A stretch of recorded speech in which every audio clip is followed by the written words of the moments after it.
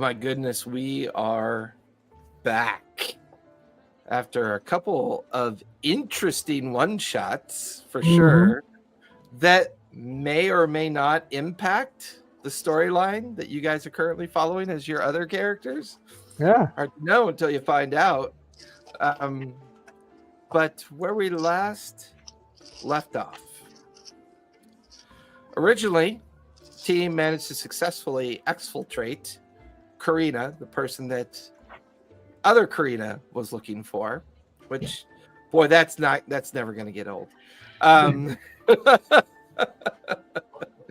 After getting her safely out of the tower and surviving Regina Greencloak's attempt at recovering or killing Karina, the team then handed over, did you guys hand her over to the Bright Queen yet? You did, right? Yep. Handed over to the Green Blades. The Green Blades. After handing her over to the Green Blades, the next challenge became dealing with well,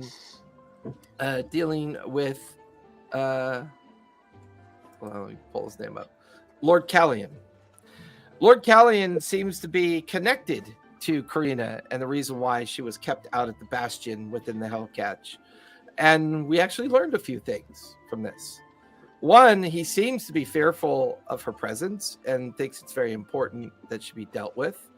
Also, during when the team, using Karina's changeling ability to infiltrate and discuss things with Lord Callian, Lord Callian seems to be trustworthy of Regina Greencloak and seems to think Regina Greencloak is still available because Karina pulled off a pretty impressive impersonation.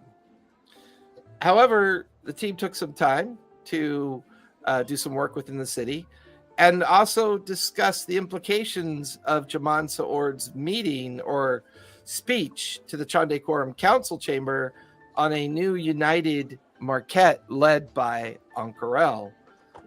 This seems to maybe correlate with the idea that Regina Greencloak had mentioned that a changeling or doppelganger may be impersonating Jaman Saord. The Bright Queen, fearing whether or not this is true or not, asking Forn and possibly the others to begin investigations into whether or not this may or may not be true.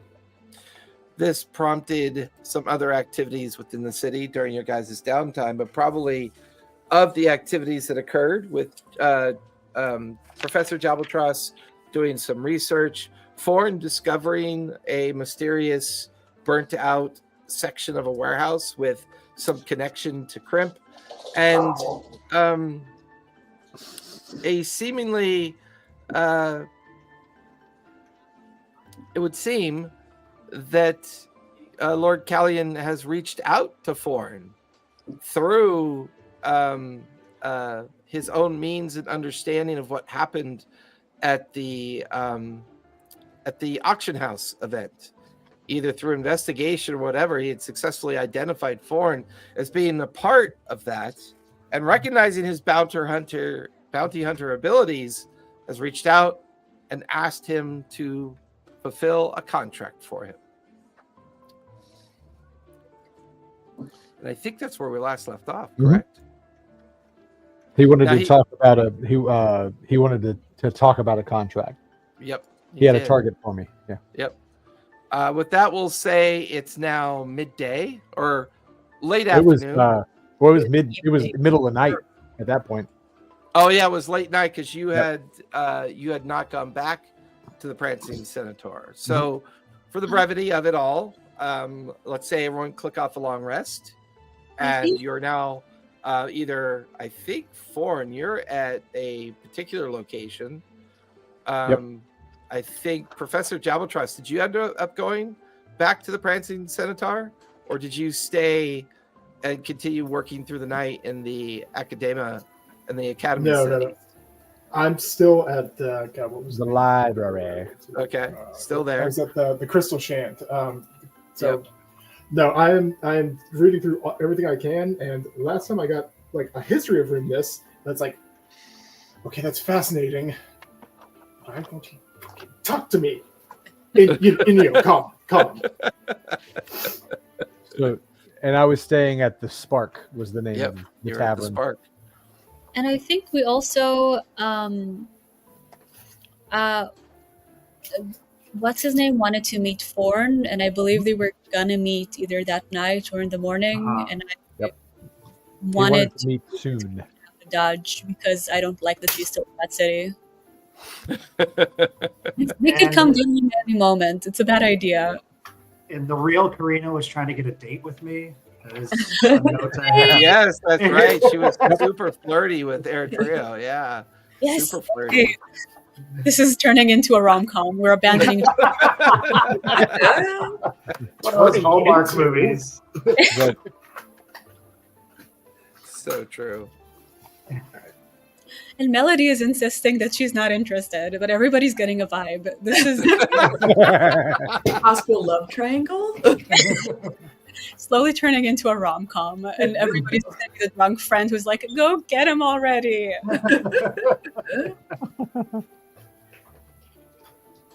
Eritrea is the perfect like rom-com guy because he's just like oblivious to signals. Yeah, yeah. Oh, the shenanigans. Yeah.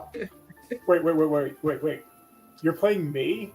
Well, I'm playing myself. Alexa can attest to that. We already did the makeover part, so we have that. We so had Karina has had a makeover. I'm imagining she might have like a blonde bob, but I kind of defer to Tally on what you think. I mean, if she goes blonde bob, are we really going like fully on the professional right now? Like Bounty Hunter saves girl, cuts her hair, and all this. You know. Yeah, no, she ends up looking like Michelle Pfeiffer. And everything else. 90s or early 2000s Michelle Pfeiffer. I think early 2000s Michelle Pfeiffer. Yes, and then after that, she's gonna be Catwoman, so it's great. Okay, we'll do more rom-com shenanigans later. We have really pressing. We need to pause for a minute. The world should be our one shot should be the rom-com version. Do you think? Can we go to a place where it snows and like start a like snowball fight between the perspective? Yes. Okay. Listen, this is happening one way or another.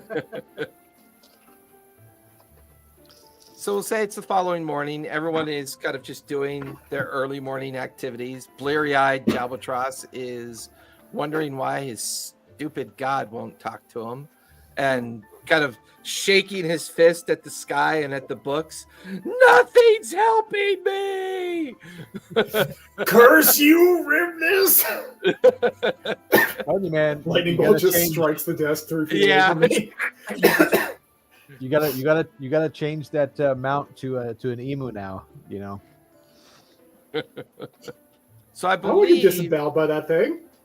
You know how dumb monsters is. Born, you're at the Spark. Mm-hmm. Professor Jalbatros is at the Crystal Chant. Karina, Melody, and Eritrea are all back at the Prancing Centaur, I believe. It's early morning. Binder has already opened up the shop, so you can already, with the three of you up on the veranda, no sign of Forn or Professor Jalbatros yet. Karina, Eritrea, and Melody, what would you guys like to do for the day?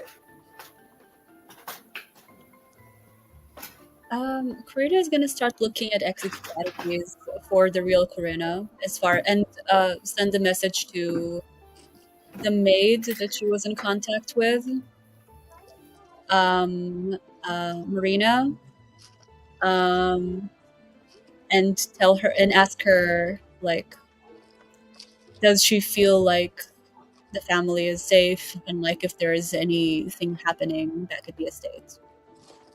So are you going to go seek this person out and have a conversation with her, or? She should be back at the family's estate, which is not super far. I don't really understand the geography of the place, but should I maybe go and physically try to talk to her? Does that feel like something that can be done within a day, or does that feel like it would be too far? Well, I mean, you know that the more exclusive areas of the Lantern Spire and the Core Spire make up where all the different houses and noble houses and everybody are. As far as you know, Karina's gone back there, correct? I believe she's still at the Prancing Centaur. Like we're. Or you're trying to determine if it's safe for her to go back there. I think I would like to get her out of the city to someplace for a while until at least like they stop actively looking for her. I know you guys discussed maybe contacting Melody's sister and see where she's been safely hiding out since she left the city quite a few days ago. I know that was discussed as well. But yes, you're right. She's still at the Prancing Centaur. So she will also arrive on the veranda. You guys are kind of on the main part of the veranda that overlooks the Fate Walk Bridge down below. The busy merchant activity is ongoing. You can hear the door open and occasionally people coming in to the shop. Did we resolve how much you guys earned the previous day's activity? We have not. I think it's been like 2 days at least. Has it been 2 days? Outside of Karina, with the sack of gold she got. A total of 102 gold for 2 days worth of activity. And mark that off against. Yep, I'm going back to the page where I have it all written down. So we should be down to 205 now? For the Yep. debt? Yep, Yeah. 205, yeah. Awesome. Okay. I would also state that Binder would have reported to you that inventory on some items are getting low, and there's now some empty space on the shelf beginning to show. This just is Racketeer. You can say that. This just is a night like an early 2000s shopfront JRPG. It's fine. It's fine. It's fine.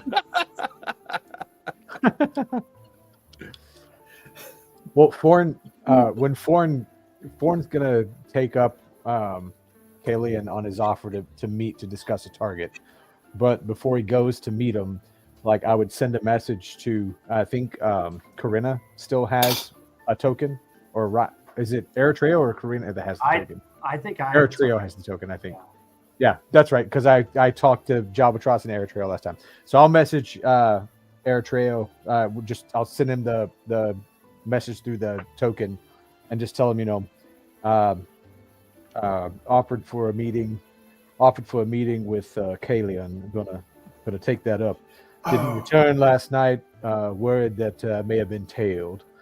In the meantime, found a list of places perhaps we may need to visit. Following up on details about Crimp. And that's about as mysterious and unguided as I could possibly send it. I just kind of like raise my hands and like just kind of shock, and I'm like, I kind of express everything that was told to me to Melody and Karina. Okay. What are we supposed to do with this type of information? Does he need backup? Do we need to go make sure we're around the area in case something goes wrong? I tell them about the agreement I made with Kalian and the impression I got about it. Does that help at all? Interesting. What was, and I kind of want to pry a little bit, what was the interest with Ford? To be honest, I couldn't quite tell, other than maybe he needs somebody taken care of. Although he could have just asked me to do that, so unclear. I am a little concerned. He wanted him specifically because he was in the Greymaker event, so maybe he's on to the fact that Forn was maybe more involved than people would normally assume, or that he knows something that's going on. I am a little afraid that he's going to be able to read into Forn's mind and see where the real Corinna is, and also that I'm not Regina.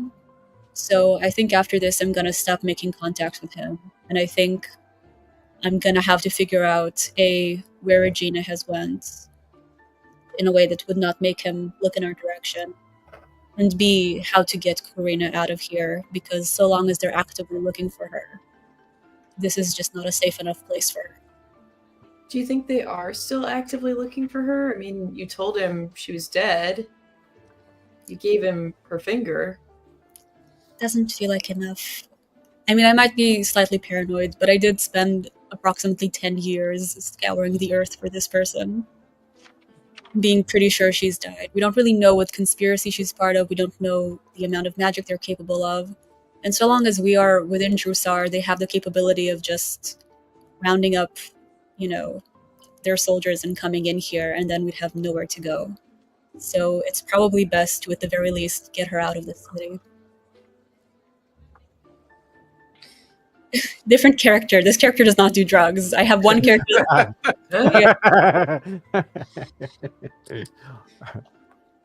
She got hold of the bad stuff, and now she's all just like, "Oh my god, something's gonna happen." She could probably use to help her calm down, but that's not the time. So, Karina, do you have any inkling that Killian knows who we are? Should we be in the vicinity to potentially help out if he's being set up or something goes wrong? It's kind of tricky because, I guess the less Forn knows, the better. And, yeah, so long as Forn doesn't know that we're around, he wouldn't be able to read his mind and know that we're around. So maybe it is best that in case this goes south, he wouldn't be alone. I mean, to be fair, when Forn gets in trouble, you can hear it from a long way away most of the time. Why? Because he Like screams. out of the last 5 or 6 I don't know. times, The last time Karina got something in has trouble, you saw a exploded column of massively. smoke Right, coming out. exactly. That's true. So let's maybe just keep looking at the skyline and see if we see any explosions. I don't know. How do you guys want to go about this? I could send a message to Forn via sending. I think Or do my you only think- is. Go ahead. Oh, sorry. I might be slightly paranoid about it, but my only concern is I don't know how much wisdom Forn has in his stats, and I don't know if he'd be able to read his minds or be able to sense that. It does seem like Foreign is kind of impressionable. Like, I have seen people work their magic on him before. Forn would be so I'm just mad not to hear that. charismatic. Come on, man. I'm just not charismatic or smart. I'm a Every little. time he lies, the lie end up being discovered immediately. So I'm a little concerned about that. But I also want to respect his wishes to do this because he's clearly on his own mission, and who am I to intervene with that? I just really want to get Karina out of here, and I think after that I'd be able to be a little bit more relaxed about this. Do you guys have any ideas about where she can go? I can look at Karina too if she has any ideas of where she wants to go. Maybe Treyo could send a message to my sister. I just don't know how safe she is wherever she is. Like, the advantage of having Karina here is that we can watch over her, but maybe my sister would know a safe place. Forn did say he found a list of places. Ooh.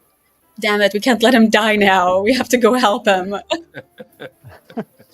And also Albatross has disappeared. And I'm a little concerned, although I don't think that nerd got into too much trouble. Oh, he's in the library. He said he was going to be there all night. Don't worry about it. Yeah, like Professor Albatross wakes up at the table with parchment glued to his face, and he's looking, and all the candles have burnt down to the nubs. Someone must be talking about me. Well, I could do sending twice today. And I'm under the impression it might be good for me to send something to Forn to warn him of what could happen. That his mind can be read, sabotaging everything. Ask if he needs backup or want us to be around. And we could also go to Melody's sister and make sure she's all right if she has any safe haven for the real Karina. That sounds good. Yeah. There's one last person I've been thinking of contacting. Okay. She is a maid I grew up with. She's the only person who knows I'm a changeling, and she's also been on the hunt for Karina. I do trust her, and maybe she will have a sense of where we might be able to go.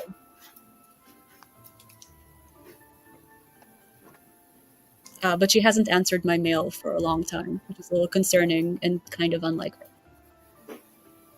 Does Karina Prime have any opinions on this? Karina Prime! Oh, that's Damn. perfect. I mean, That's she's perfect. listening to you guys have this conversation. She's got her like she's holding on to her mug of tea and she's like staring at it. She's kind of having that kind of coming down effect, you know, where so much you didn't know about, and in a short space of time, not only have you learned a great deal about what might represent your past, but now you're not even sure about your future. Like she just seems very kind of in shock with everything, and she's clearly lost in thought and just staring into her mug of tea that she's holding on to, not really responding. Okay, well, Karina, it sounds like if we want to talk to Foreign, we can talk to one other person today. Do you prefer to talk to your maid or to my sister?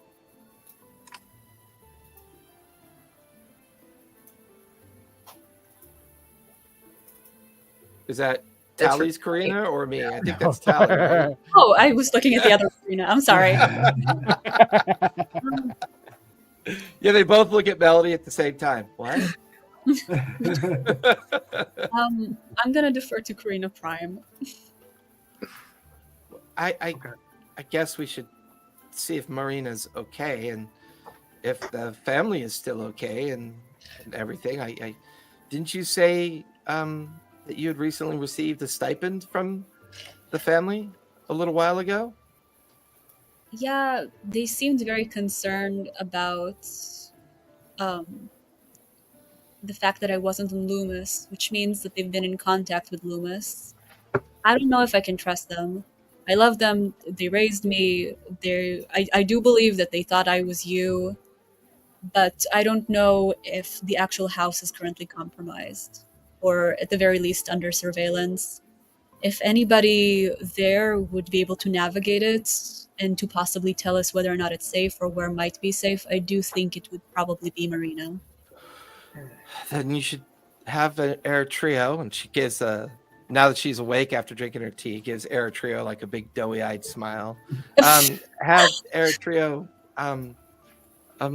contact Marina. I think that'll answer a bunch of unknown questions.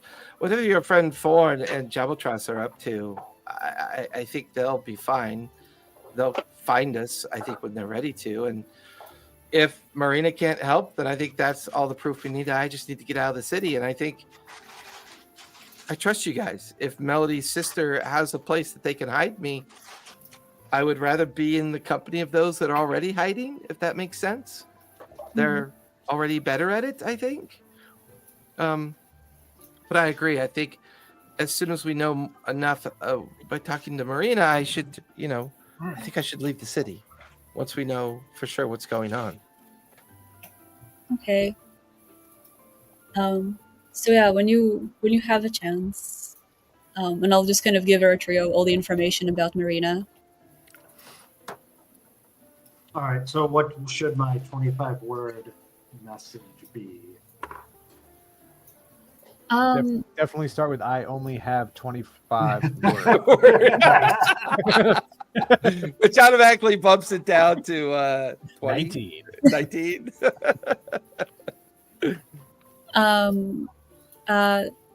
This is Karina. We need a place to hide that cannot be traced. Please. Is anybody else good at this? I'm bad texter. We're at Somebody. 14 words. We're at 14 words. Who's the message going to? Is it to Marina, the maid. Marina? This is Karina. Need a place to hide a friend that's safe. Do you have a safe word so that she knows it's you and not Eritrea? If Ford was there, he could ask. I mean, yeah. Karina probably has. They've been like covertly communicating for a long time. Let's say asparagus. Aspergrass? Asparagus, even better. I'm gonna say this is Karina. Asparagus. Asparagus. Is that one word or 3 words though? That's one word. Aspergrass is a single word. Hyphenated again. We're at 14 words. This is Karina Aspergrass. We need a safe place to hide a friend. So wait, out of curiosity, as a guy that can't actually do this, but just for more questions, the 25 word thing, I have to know because with my memory, I won't think of it later. Can you do like the 90s 1-800 collect commercial? We had a baby eats a boy, and it's just one word, or is that just is that rules learning it a little too much? No, there's rules about the physics of linguistics. So, linguistics is still a thing.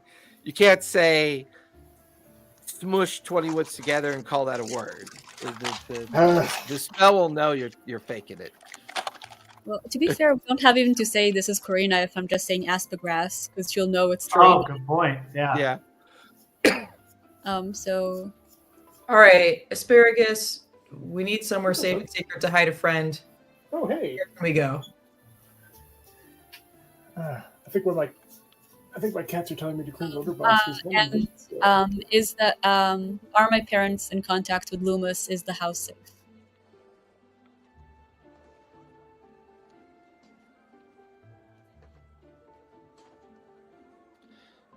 So as Eritrea All right. So that's 24. I did. We need a safe place to hide a friend at Aspergrass. Where can we go? Are my parents in contact with Loomis? Is house safe? 24 words. I can even say, is the we'll come house back to that in a moment. Foreign, you are awake down in the nook area of the Spark, eating your morning breakfast, and because you are at the Spark, you get 4 temporary hit points for the day, consuming the morning meal. Those of you at the Prancing Centaur, as long as you have the morning breakfast there, you will get 4 temporary hit points as well. Ooh, lovely.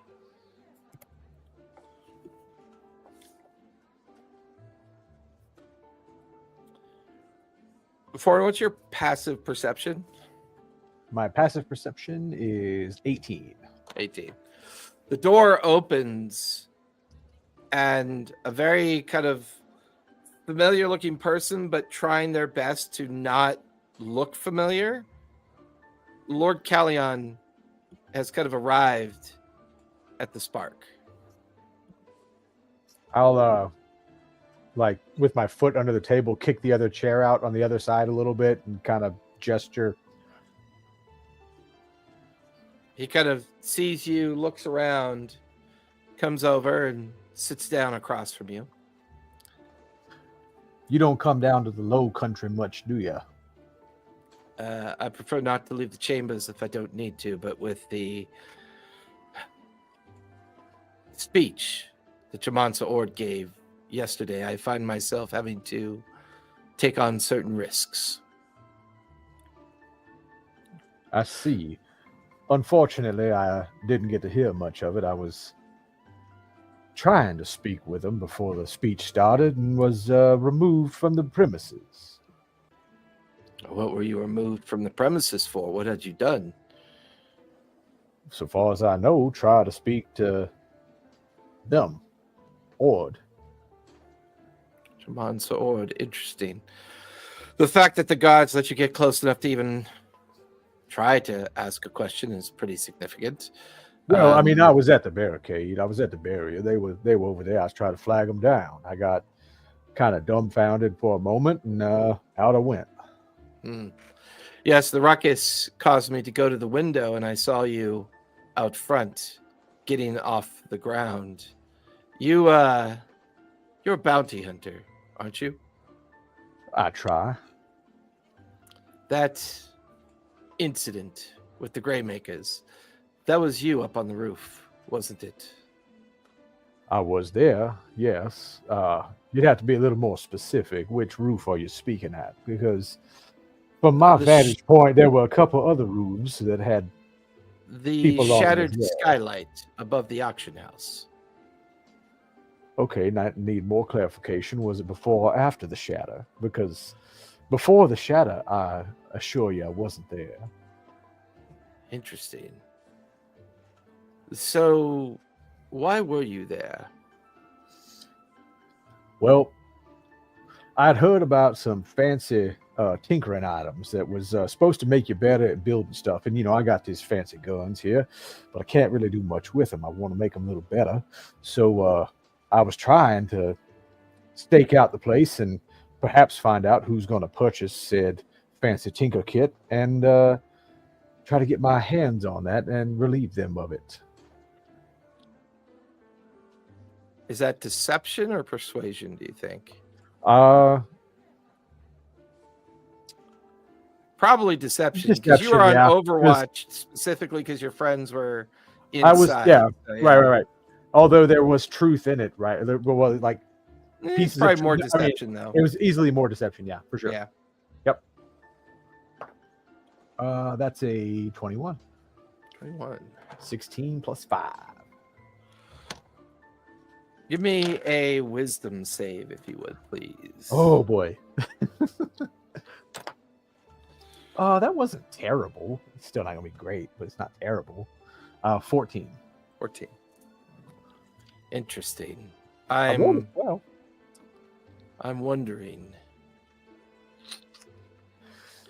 I'm not really sure it's important that I understand that what went on at the auction house. I'm not a particular fan of the Greymakers. I find their method of raiding, finding, stealing, or however they get their hands on these relics for purposes of auction rather distasteful. I think those items that truly belong in Jrusar and in the possession of those that they can be traced to should end up back with those. Tomb Raiders don't interest me, but you have skill. Regina Greencloak recommends you, and I can assure you she is someone who is capable of understanding skill when she sees it. She is a very intimidating woman. I do agree. I Correct. have a friend coming to Jrusar. He will be arriving at the Airy Spire in 2 days. He's coming from the Hellcatch. He goes by the name of Bragsworth. He is a famous painter. Me and him have business to attend to. I need you to keep him safe.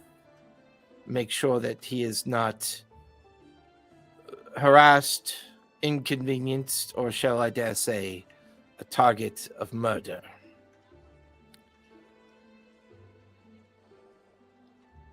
So you asked me about the Greymakers, and now you tell me you want to provide some cover for this Bragsworth fella.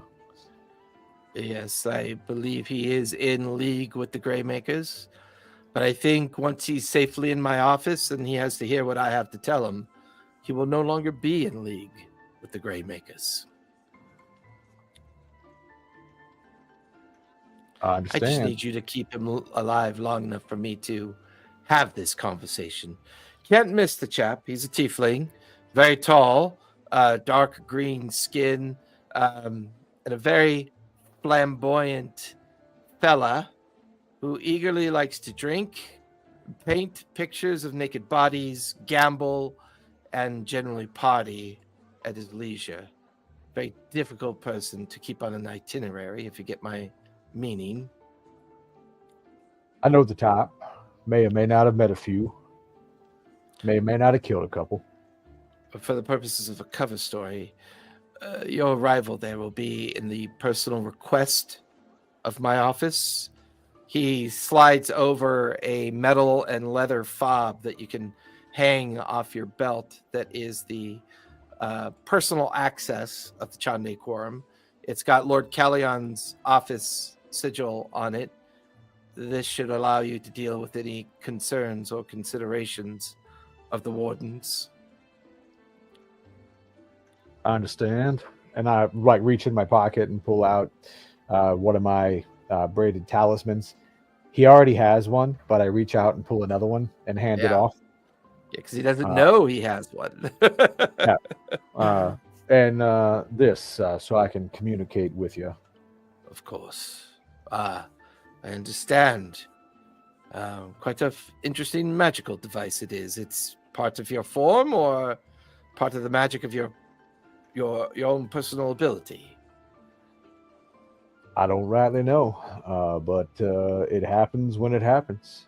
And he's like, his eyes go white, and Kalian hears all that in his head as he's holding the talisman. Very fascinating ability. Thorn, under a more personal matter, you are Fae, are you not? You're Elendril. Kinda. Faye, yes. Elendril, kinda. What do you mean, kind of? Well, I was told that my mother was a Elendril, but my father was a bugbear. And I never rightly got to meet him, so I can't really confirm either way. But, normally we can't have beards. And he, caresses his chin, because he does have a beard. He looks like an elf, but he has a beard. Right, and it's from not his bugbear magical. heritage, yeah. Right, and it's not magical, yeah. Right.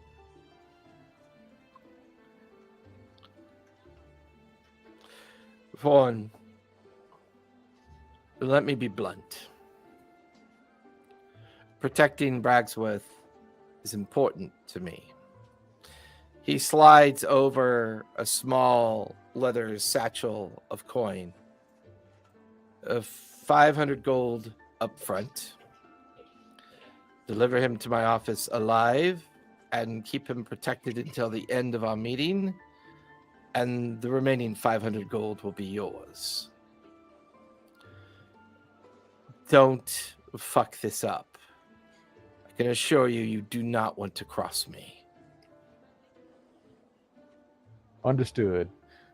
Now, before you leave, when you're walking, you might want to, I don't know, drag a leg or something, because you walk like you got to stick up your ass from the upper areas. So you stand out like a sore thumb. If you don't want to make yourself an easy mark, I'm just trying to give you a word of advice. He stands up and looks at you. It's good advice. Perhaps I can walk like a prancing centaur then. And he turns and leaves the table and heads out the door. Professor Jabaltras, give me an investigation roll, if you would, please, for your morning activities at the Academy. And luckily for you, the Crystal Chant also serves breakfast to their more obsessive clientele. So you also will receive 4 temporary hit points for the day as well. Oh. All right. Investigation, eh? Oh, yes. Okay. That is a 21. 19 Nice. plus 2. What is the most important piece of information that you're looking for here? What are you I wouldn't convinced is here somewhere? I'm trying to find some record of why Rimnus is only speaking to me through, as a eagle. Like, he's not communicating to me in any, sentient being language. So I'm just like, why is that? And can I, is there something that's blocking him from doing so, or is he just stubborn? You find an entire book about the function of divinity and commune. As you read through this book, you realize that your best opportunity to figure out why and what the solution to this is to track down a priestess or priest, have them help you conduct a commune ritual, and reach out to pronounce Revenus is his name, or his entity. What's the name of your god? The name of your god. Remnis. Reminus? You're adding a vowel there. It's in the chat. Remnis. It's a. Hey, if I want to add a vowel, I'll add a fucking vowel. What's that, Centaur? What? Huh? I didn't hear that. Right? Oh, Remnus.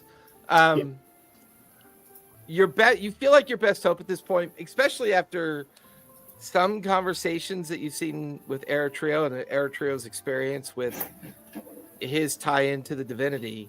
it might be as simple as having a priest or priestess just help you with a commune effect. Okay.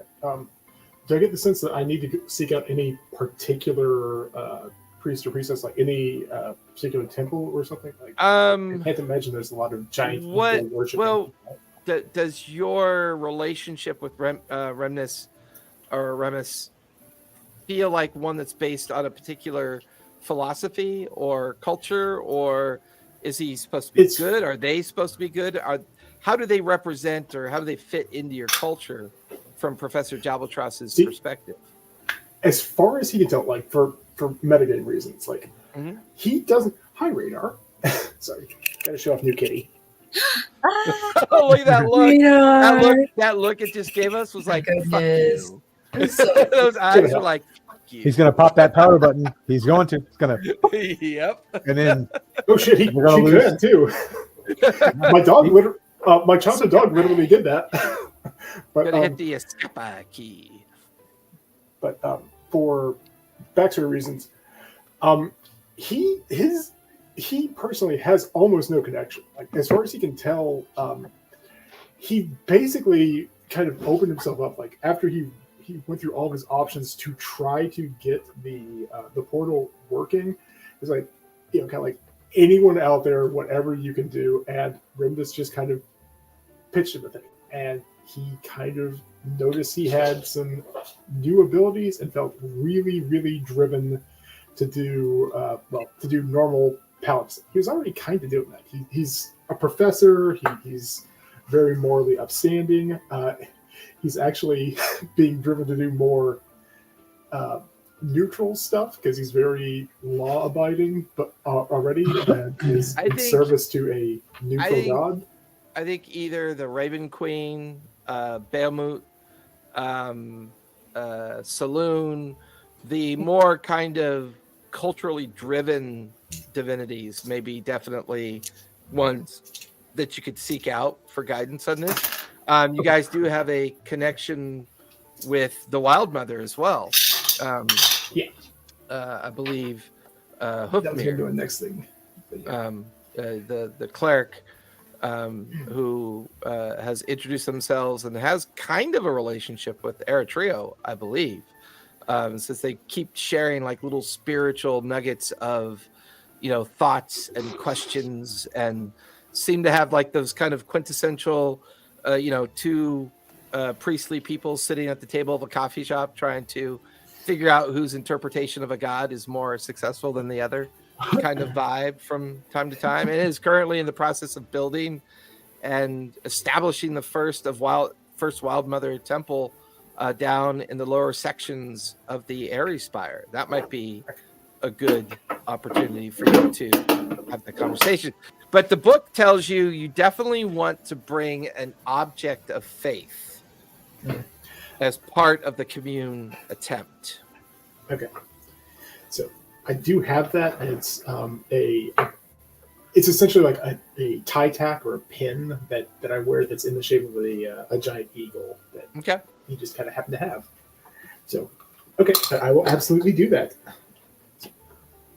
That'll wrap up your time at the Crystal Chant. Where are you heading to next? I'm going to go find the most upper crust like coffee house I can, just to get caffeinated in a style befitting of my station, and then I'm going to try to find a Wild Mother temple. That'll take you over to the Lantern Spire, I believe. Okay. Or is it the Lucent? No, the Lucent Spire. Because that's where the Diamond Horizon, the high-end bathhouse, is. That's also where the Golden Veil, the high-end boutique, is. That's also where Hexam Manor and Loomis Manor both exist. So I'll say you come across a cafe-style tavern, open front-end tavern that's a very much high-end. It is not an inn. It is a place where people come to eat, drink, and you're surrounded by people of noble quality vestments, and you can tell this place caters to those with money. It's called The Last Drop, is the name of the place. Oh, culture. Oh, I'm getting used to the man, but I can't bear any more of foreign slop. It does the job. Oh, just kind of walks in the door, just breathes deep, just. Coffee and baked goods. This is really unfair for us. Okay, well, this is wish fulfillment. This is not fair. All of the If characters it's any consolation, go on you. if it's any consolation, me, the player, can't stand coffee because I'm a terrible person. Yeah. See, that's what fantasy gaming is all about. You get to express and experiment with the things that you normally not even deal with. You know, you could be a high-end kind of upper-class snob who drinks too much coffee, even though you're not like that in real life. It's kind of cool. Back to See if they have the that civet Centaur. crap. Extra poppy seeds on the muffin, please. Back at the Prancing Centaur, Eritro, you finish your spell, and the spell slot is not consumed. The spell is not consumed, which tells you the target of your spell is not on this plane of existence or possibly dead.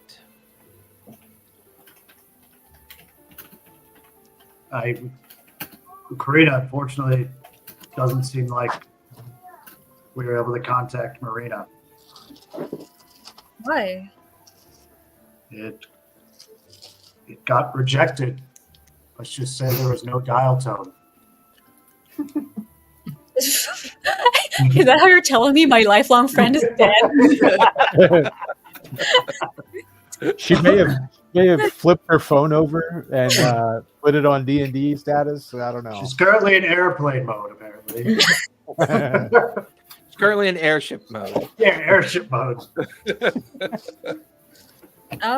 Karina tries to think about it and what it probably means. Does it seem likely that she might have been killed? I mean, the spell only has a negative effect where it doesn't connect with someone if they're either not on the plane of existence, which is the material plane, or if they're no longer alive. That's the only two reasons for the spell to typically not work. There is a third possibility. Give me an insight check on the third possibility. Me or Karina? Either or, the three of you, because you're all having this conversation together. So anyone who wants to make an insight check on what it means, you can go for that. I got a 25. Nice. Dang. 23. Okay. I What'd you have get, 10. Melody? I have Yeah, 10. Melody's like just working on Karina's hair. Yeah. Oh, I'm sure she's fine. I'm like, oh, weird. There is another possibility that she could be under the effect of an anti-magic or a magic suppression effect, which means that she is probably not in a safe place. I don't know. I might want to go back to the estate undercover and see what's going on, because it feels clear that something not great is happening in what I still consider to be my home. But I don't want to leave without knowing that Karina is actually safe. So I'm not sure what to do. And I respect that decision, and clearly she's in some sort of distress, but is there any reason she would go to another plane of existence that you know? I guess I'll try to do an insight check on her relationship to... Oh, no, you know her well enough that she loves the family. She loves everything about that family. She's a lifelong friend, a friend of yours ever since you took over the Karina, persona. And does she know about you not being the real Karina? Yeah. So, yeah, as far as you know, she should be there. This is very concerning. If she's not even going to say pass, but if she is, I will try to contact the Raven Queen to see if I can somehow connect with her. Otherwise, I think I might have to go back and see what's going on there, because it's been strange for a while. There is clearly something going on there, and it could be very bad. At the same time, clearly, we have so much to deal with over here. So I'd have to think a little bit about what's a good plan. But if you guys have a sense of what would be a good plan, please let me know. How far? How many days travel would it be to your parents' house? How far is it? Well, they're in the spires, aren't they? They were supposed to be outside of the spires, but they can be in the spires. Yeah, I mean, because are you talking about Karina's parents, right? The one that you took over. Yeah, their estate was supposed to be right outside, but it could also be inside. I have no idea how geography works. Yeah, I mean, I would plant them in the core spire, and they're up in those upper echelon levels of the Chandei Quorum. So you have the Chandei Quorum at the very top, and then you have, these multiple levels below the Chandei Quorum that are made up of all the houses of influence. They're not a greater house, but they live within a noble class of households within the core spire, because they, they're a bit intertwined in with the kind of day-to-day activity of the city. Yeah, if it's within the city, then I think I have to go there. But we are dealing with so much. What is your guys' priority right now? Well, we need to make sure Karina Prime is safe. And we need to make sure Thorin, as he often does, doesn't say or do something stupid. And if he does, we need to be prepared to protect him. Karina takes notes. Make sure Thorin doesn't do. I'm just going to use sending every day to Thorin to say, don't say something stupid. Just hope I don't have a token on somebody, because then I don't have to say it. I can just. Oh dear. Creepy. I mean, my priority is wanting to make sure that this Karina Prime is safe and that Thorin is safe and keeps us protected. It does sound like maybe Lord Callian or Regina knew a fair amount about Karina's background, including Karina Prime's background, including where she was fostered for many years. And so it would not surprise me if they might expect Karina to visit there. Like, I could see it being under watch. That's a good point. I can try to go as somebody who wouldn't be noticed there, though I don't even know who is. It's been a while since I visited, so I'd have to do some recon. Maybe like a delivery person? Ooh, yes. Wait, you guys were very good at being a distraction. If you have any tips about how to be a unconspicuous delivery person.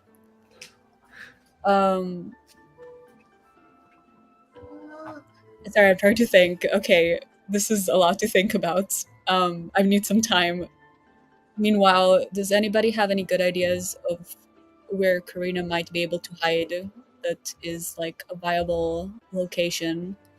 Even just like rolling a history check about a place we know that would be hard to trace. I mean, Karina Prime has already mentioned she'd be willing to hide away with Melody's sister. At least that keeps it in the family. And I have my sending back, I have that full spell slots now, so I could reach out to Melody. To Arya. Arya, I'm sorry. To Arya. I just realized that your names are Melody and Ari. You reached out all the way across the room to get to Melody. 25 words or less, man. Yes, what should I do? Melody, how should I communicate with your sister? I would say, Arya, are you safe? How's it going? Are you having a good day? We need to keep someone safe. Can you help us? Please. Please. Miss you. So that is... That's 20 words. Oh, fantastic. XOXO melody. XOXO, please reply.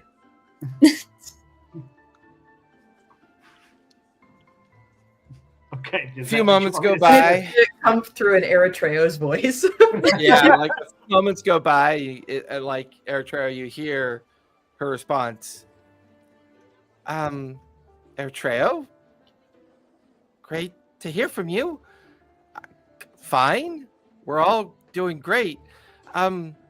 We've got a new home. I think it's called Rockhaven. It's very interesting. And more importantly, it has a very interesting person in charge of it. It's on a giant back of a sauropod, and it travels through the deserts. It felt like a good idea to hide here because it's never in one place.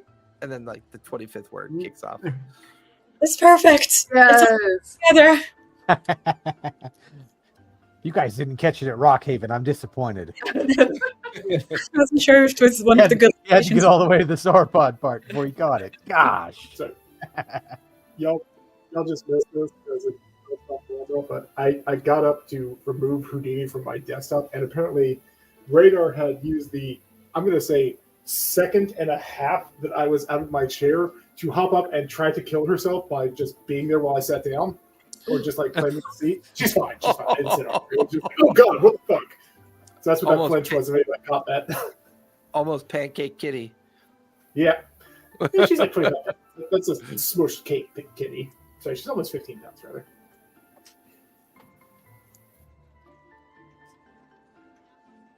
So Okay, Eritrea that's- shares the message with everyone Share the of message. the response. Yeah. I still have one more sending, so we can reply.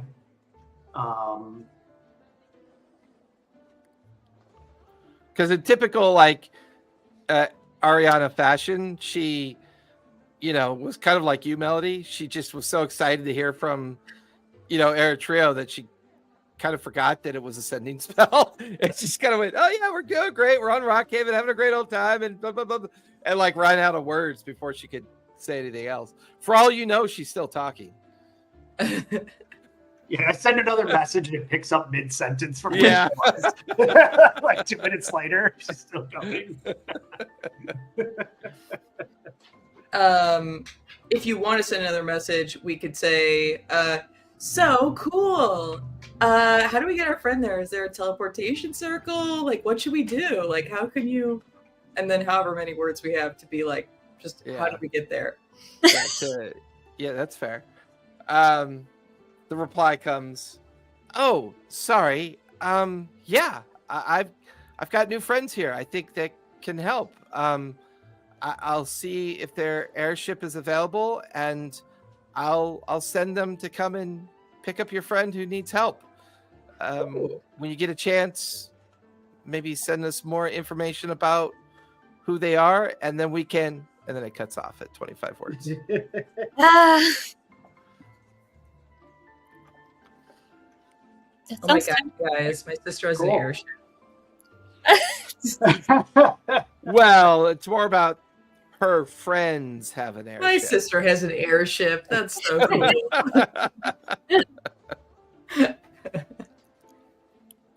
All right, so that sounds like that could be a good solution. Make not a today thing, but we can get her more information tomorrow, and then they can come pick her up. Does Sounds that feel fair. comfortable? I Yeah. defer to Karina Prime. How does she feel about it? I think the sooner I'm out of your concern and safely tucked away, you guys can focus on whatever's going on here. I just think that I'm more of a distraction now. I put all of you at risk because you broke me out of the Chandei Quorum. The longer I remain here, the more it puts all of you at risk. So I think this is the right thing to do. And I should say this is temporary. At the moment we understand what's going on with the parents, with the city, and what would like a normal life would look like for you, we will get you back, and we'll get your life right back on track. It's really just for now to make sure that they can't get to you. No, I understand. I know that hope is not a plan, but I do hope that I can return, I guess, but I'm a little concerned about my family. Your family? Our family? I think is the proper way of being concerned. It's very confusing. But yeah, I suppose. Karina is so determined.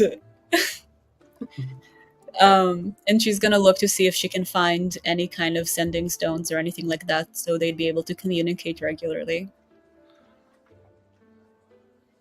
Is that what you're trying to find? You want to go shop for that? At the moment we have something less pressing happening, yes. Okay.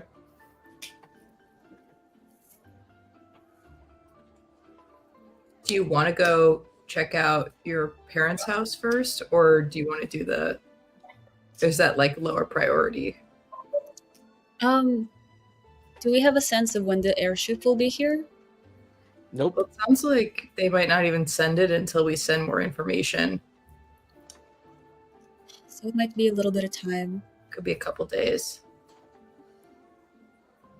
Yeah, I guess let's see if I guess Karina will see if she can find like a way to hide a room within the house for Karina Prime to be in. She's not a fan of it. It's not great that she's like stuck there, but again, she just really wants to make sure that there's like no way they would come in and get her. So she's going to see what would be like a safe space within the house for Karina to hide in. And after that's done, I guess lingering around the premises of the house, and if there are any markets there, then looking for sending stones would be the priorities. And then also kind of staying available in case something happens with Thorn. Yeah, the Fate Walk market area is pretty renowned, and now that the caravan season is getting back into full swing, and the caravan routes coming from Ankarel and coming from the Panagrip and the Ashenador and the other locations nearby, it's definitely becoming more busy and more activity. You're seeing more people coming into the shop as well. So we'll say Karina is going to go look for supplies for Karina Prime. Melody and Eritrea, what do the two of you want to do for the rest of the day?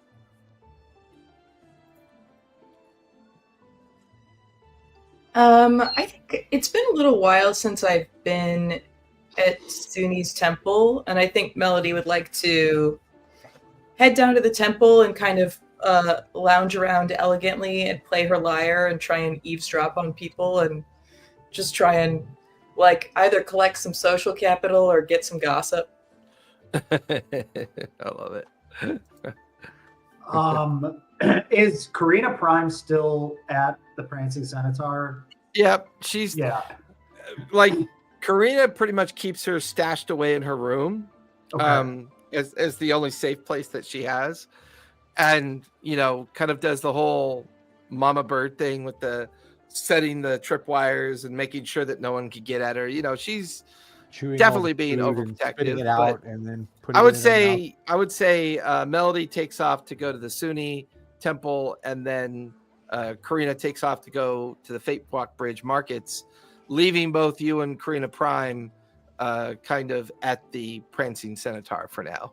Yeah, I'm gonna, even though she has all these protections, I still want to stay back because I want someone here right now, because I know Foreign's going to talk to Kelly, and I still want to have a presence here to kind of protect Karina Prime. Okay. So I'm just going to help organize the shop and assist,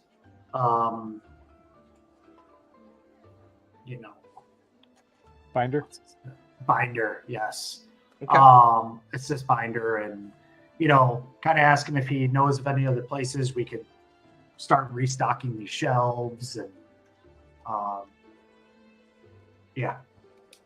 Okay. get some intel to build up our inventory a little bit.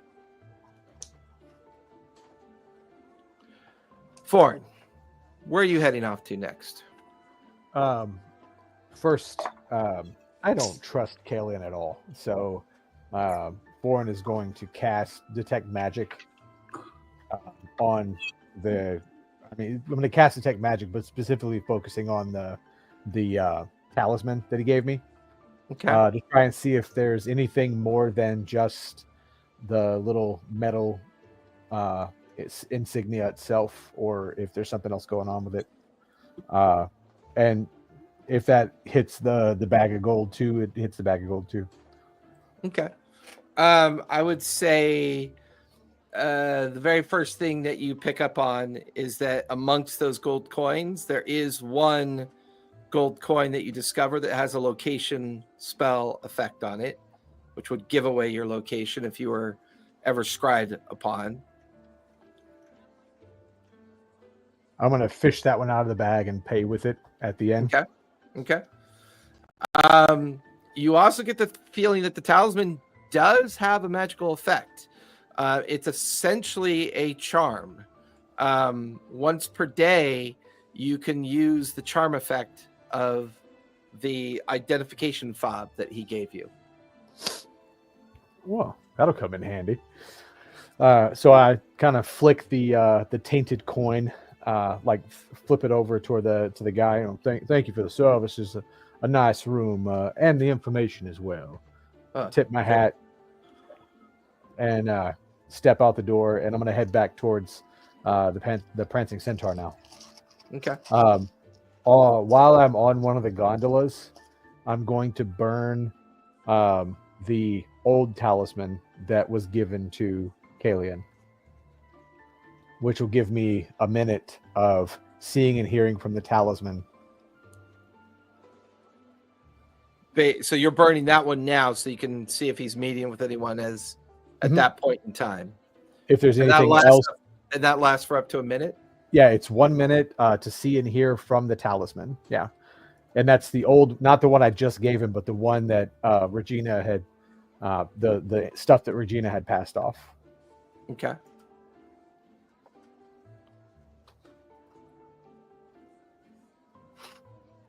As you burn that talisman,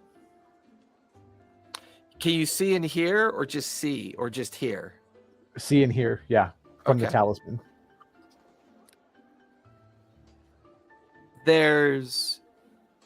Kalian is currently talking to somebody. And at the end of what he's saying, you hear someone respond to him with a bit of an elven inflection in their voice. You see Trafar is with Kalian.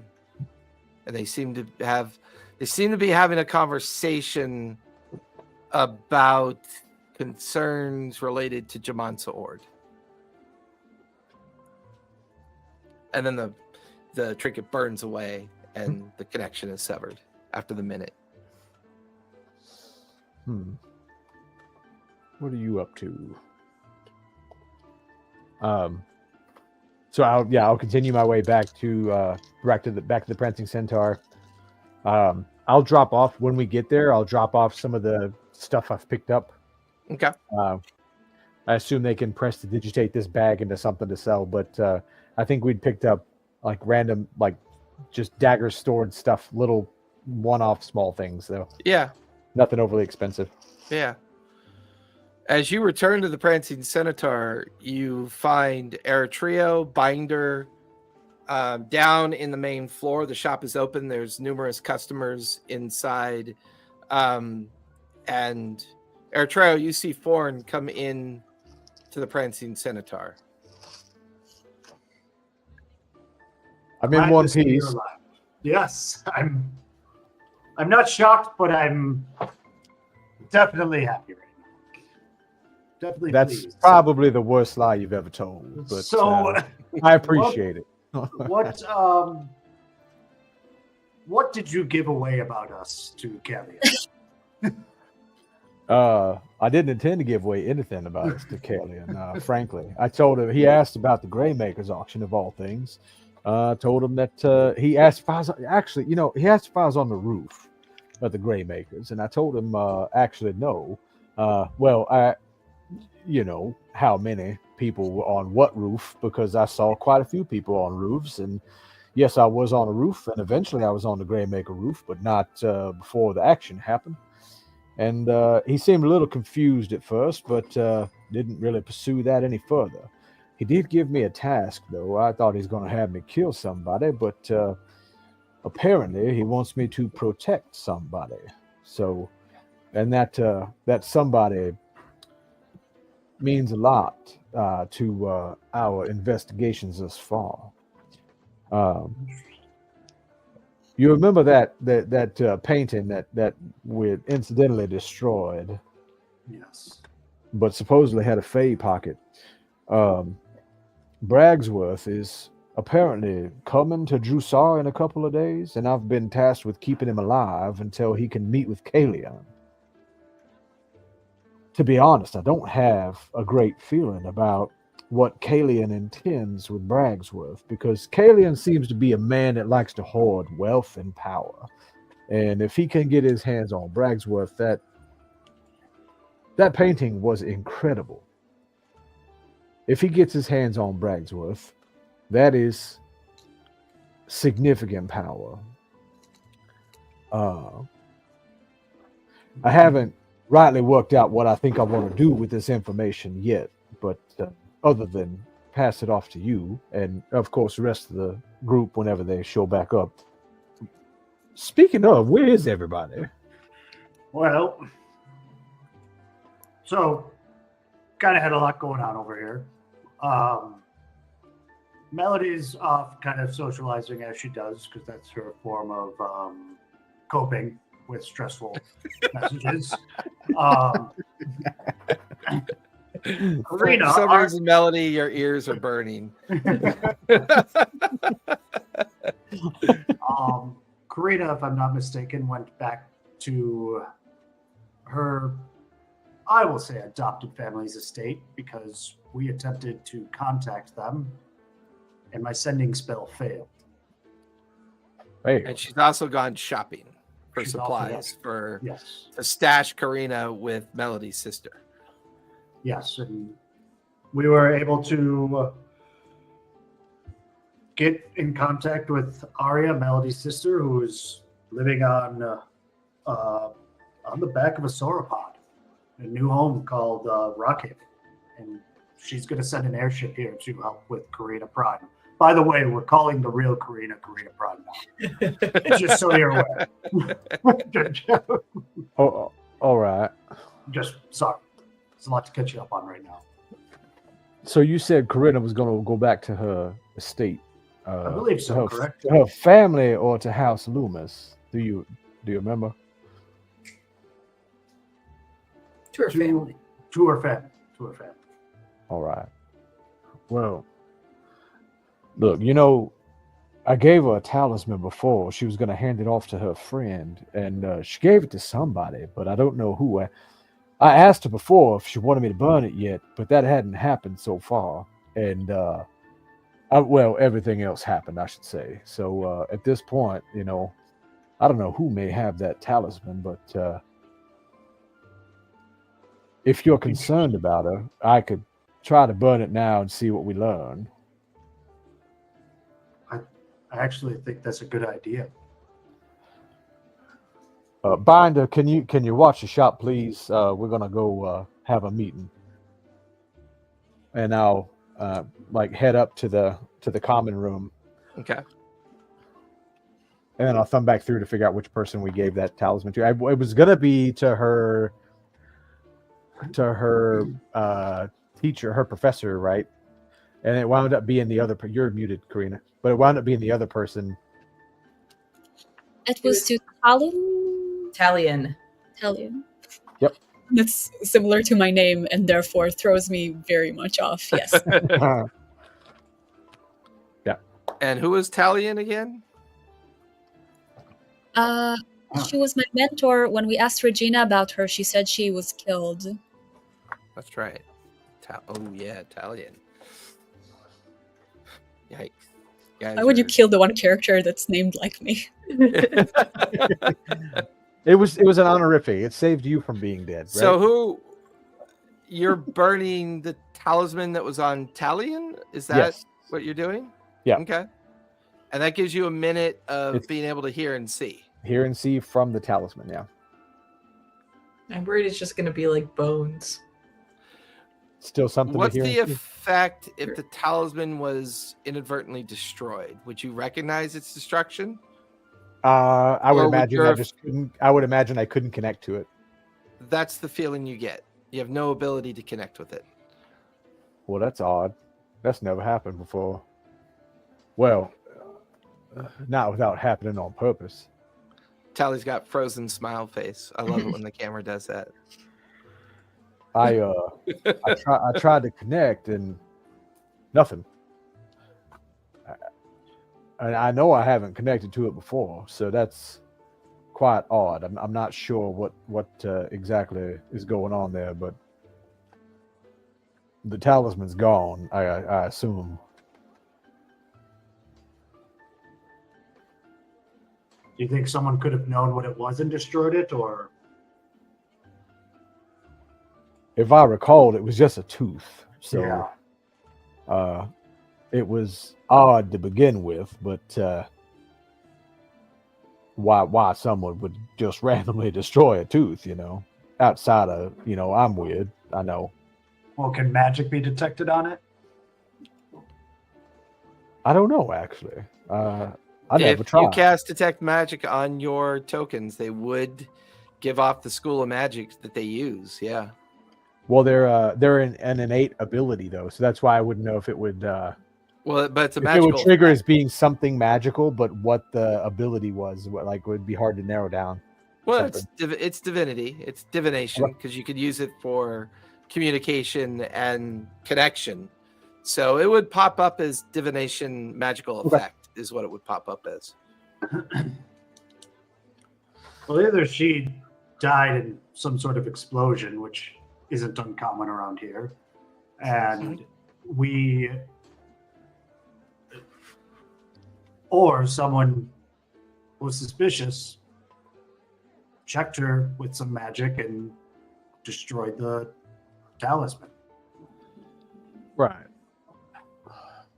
Speaking of explosions, I found this. Well, that over there hanging on the shelf. I found that messenger bag down in the smolder spire in a burnt out ruin. I got all the papers in my bag here if we want to unroll it, but it had lists of ingredients of different poisons and other concoctions, as well as locations. And I asked the tavern keep where I'd stayed last night who owned the burnt out building. He said Crimp owned the building, or had owned the building. It was not made, not remade since the fire. But And he would stop in at the Spark for he would Bread stop the in. regular, yeah. Bread and He cheese. would stop in at the Spark, and he was. But I asked, and he said that something seemed different about him because he would come in and be a little different not every time, but sometimes it's like he recognized everybody. Sometimes it's like he didn't know where he was, but he knew he needed to be there. So Well, I think we know why that is.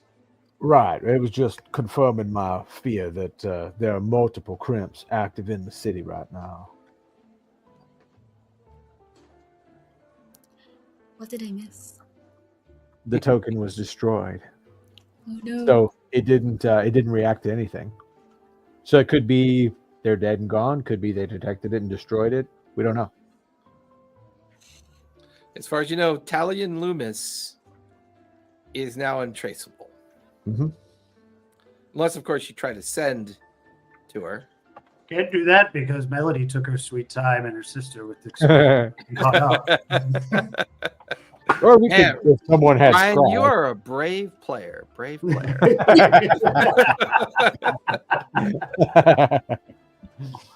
Karina, give me an investigation check as you try to seek out a vendor or someone in the market that might be able to help you.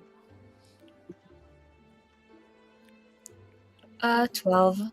12. Okay. So you're busy searching the markets. Professor Jalbatros, you leave the Crystal Chant, make your way over to the coffee shop, enjoy your mid-morning break, and then gather yourself up and you head over towards the Airy Spire. Once in the Airy Spire, you make your way down into the area that you know that the current Wild Mother Temple is being built. And you come across, pretty easy to find, actually. You come across Calum Hoofstep, who is busy kind of tending to the individuals arriving for the midday prayers. Has he met you yet? He's met you before, right? I doubt it. Or was somebody went and saw him? I could have sworn it was you and Eritreo did visit. I the think site. we did. I don't remember if that was trauma time or if that was me time. Hoofstopper. Hoofstep. Calum Hoofstep. Oh, Hoofstep. Yeah, Eritreo and Professor speak with Calum Hoofstep, who teaches them about the World Eaters and the Draven worship, as well as knowledge of the Wild Mother. Okay. So yeah, they know me. At least in the Okay. Calum Just sees kind of- you, smiles, and says, "Professor, good to see you again. Hello. Do you need assistance? Do you have requirements?" Excuse me. Oh, hello, my good being. Yes, I've been doing some research on my deity, and well, I think I may have a favor to beg of you or some of your acolytes. It seems, would you be willing to help me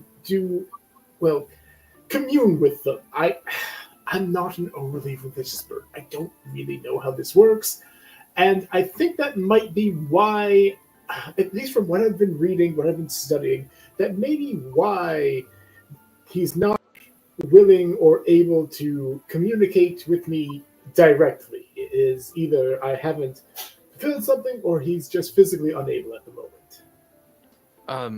Of course, you are aware that it is not always guaranteed that a god will respond to you. It's mostly, how shall we say,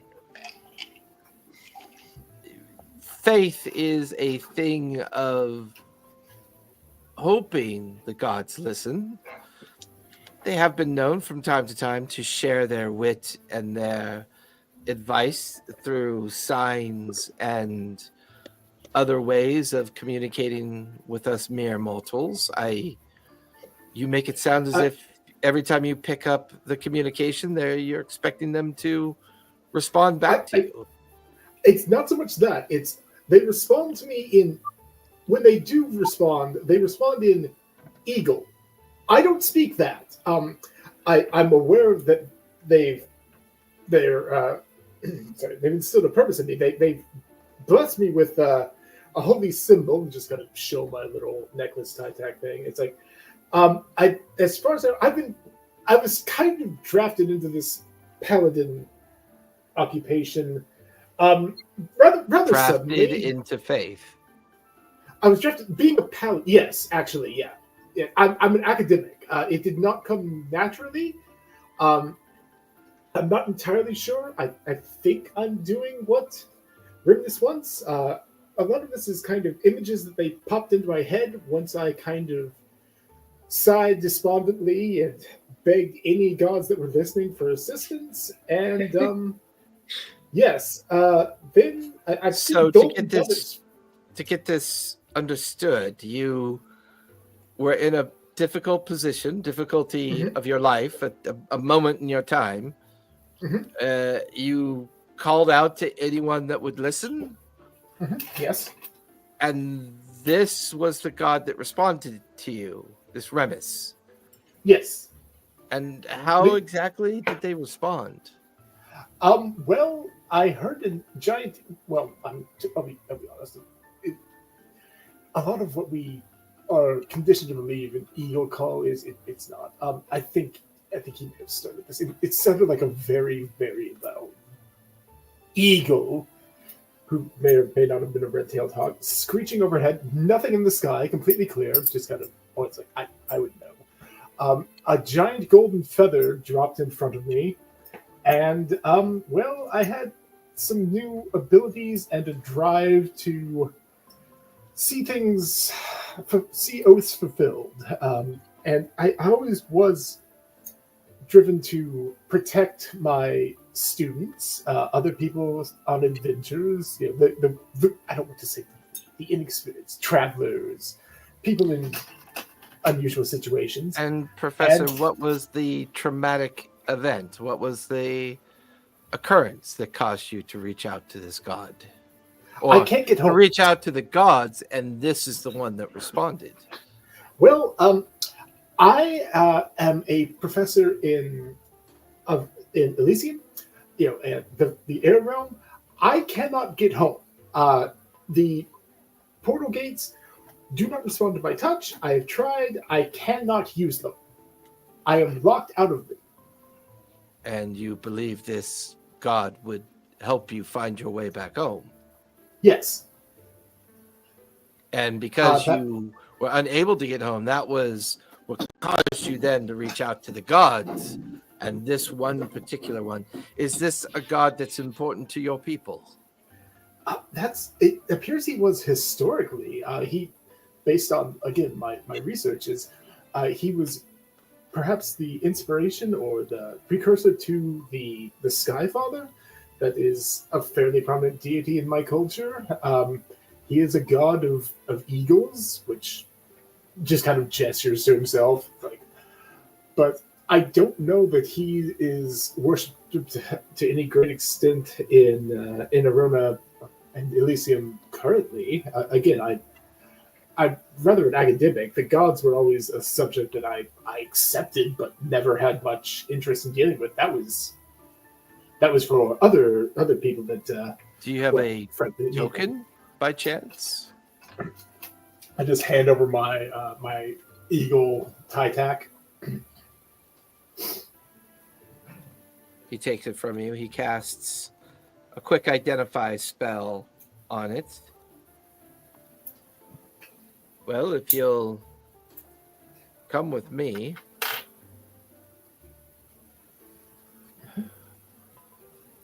You follow him into like a chapel, a vestibule, this private little area.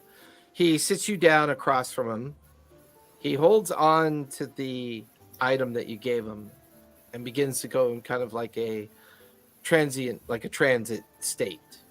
And he's going through and he's reaching out for the Wild Mother and reaching out for remnants. He's reaching out through commune. And suddenly his voice changes.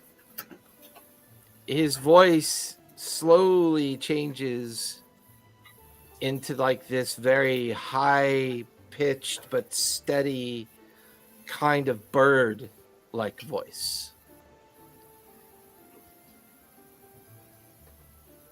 What is it that you want? Well, who do I have the honor of addressing, if you don't mind me asking? You are addressing Remnus, of course. Oh, hello, my dear God. I do believe I believe I'm in your service. I reached out and I believe The you may have. spark that you call your life is visible to me.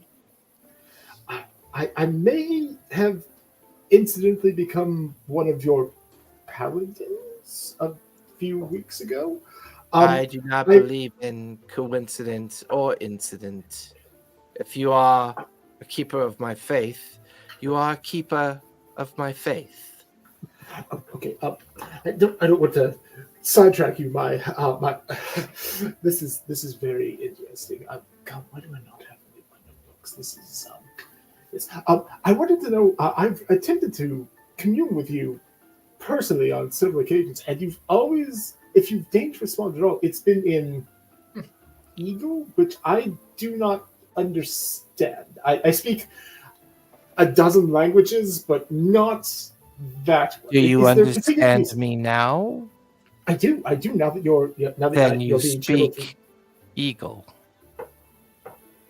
I mean, it sounds like you're being transferred through the vocal cords of a acolyted wild mother. So I don't know if that has anything to do with it, but just natively, I've attempted to contact you a few times to see what you would have me do, and all I got was, well, call it, which I could intuit your emotions, I believe, but not the specific messages. I do hope I have not caused too much consternation on your end. Divine power is a pathway of those that truly believe in the faith itself. This vessel that I am conduiting through, they believe in faith. I haven't yet responded to you because your brain is a cluttered mess of chatter, afterthought, and lack of commitment. You could either hide in your books or open your mind to believing in me. To share that space equally is nothing but noise. I take great offense to that, sir. I have mated for life to my beautiful husband. Kalen suddenly comes to and shakes his head and goes, well, I don't want to roar, and just retches onto the ground and this huge pool of vomit, and he's shakes his huge Lexodon head. That was one of the most unpleasant experiences. And he kind of stands up on shaky legs and he kind of wanders out of the vestibule and disappears into the Wild Mother's sanctuary without saying another word. I want to chase after him just to kind of be like, oh, at least let me pat you up a little bit, my good man. No, I don't know what that was. If you say that was something that you believe to be your god, that really sucked. I just need a moment.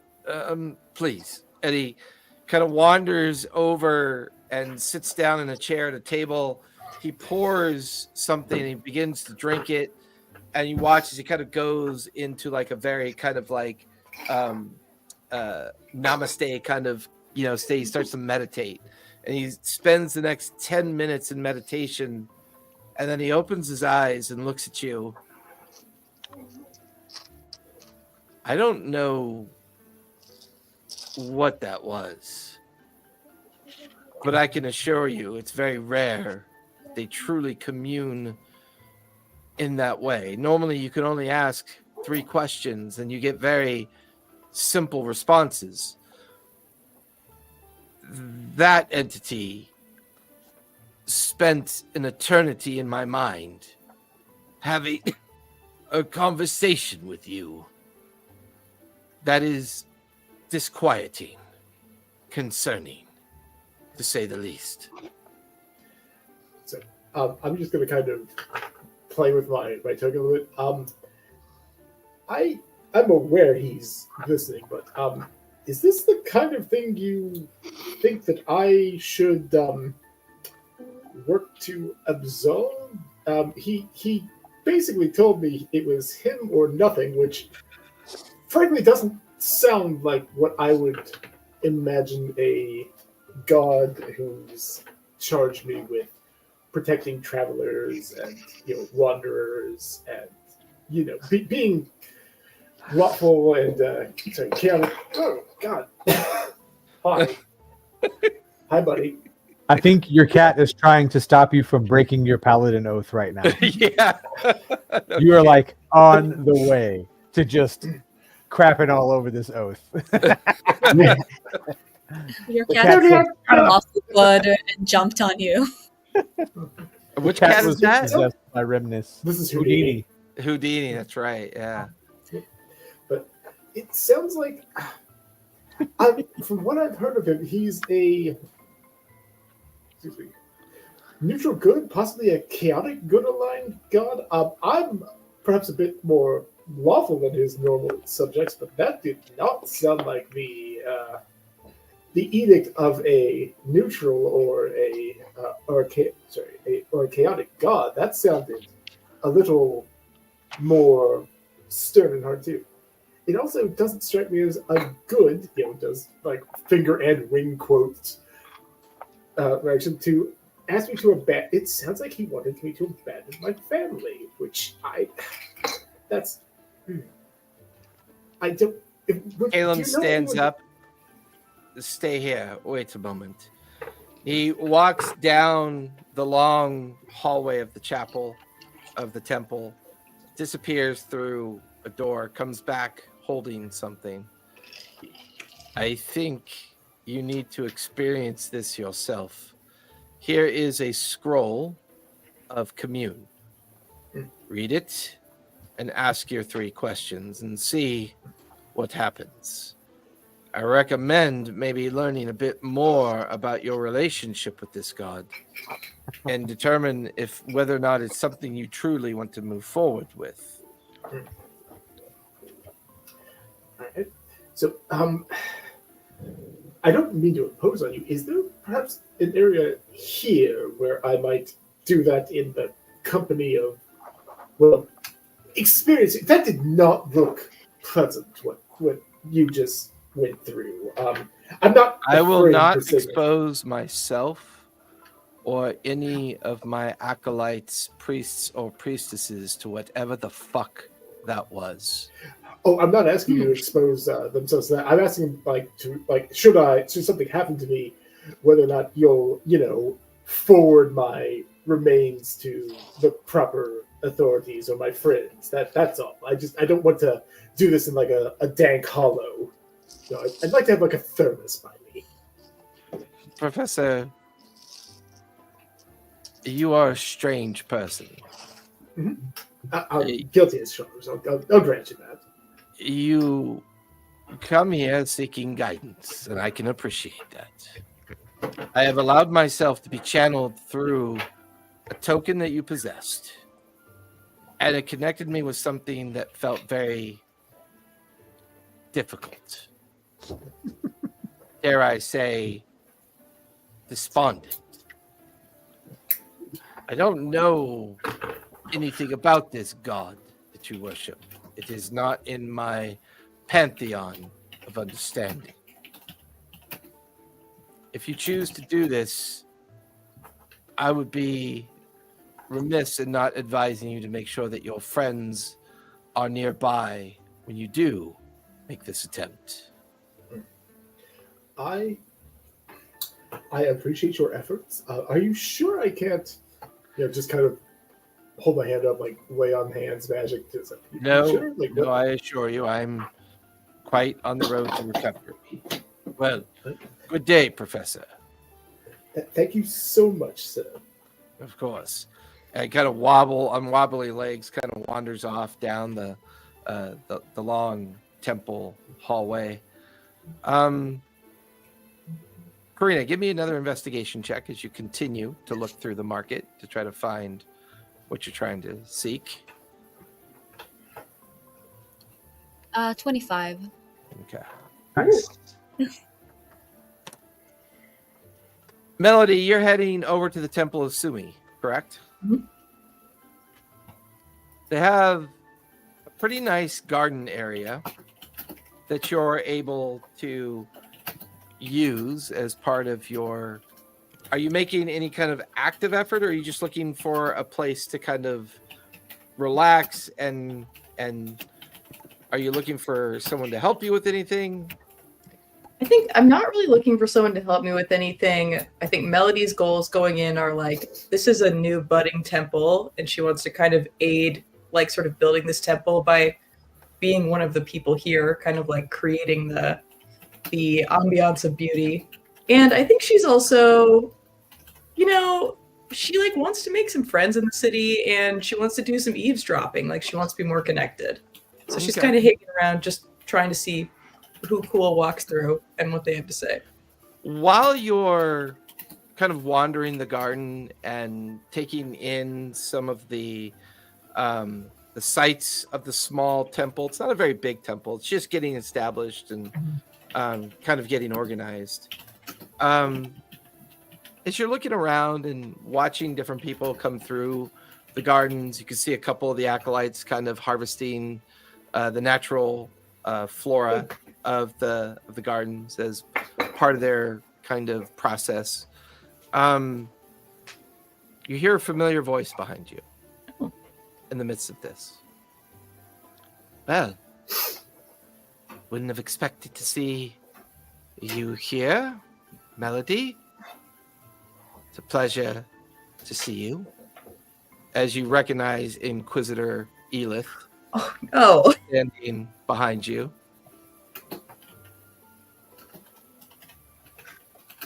Oh, wow. What brings you to the gardens? What do you think brings me to the gardens? I'm here to commune.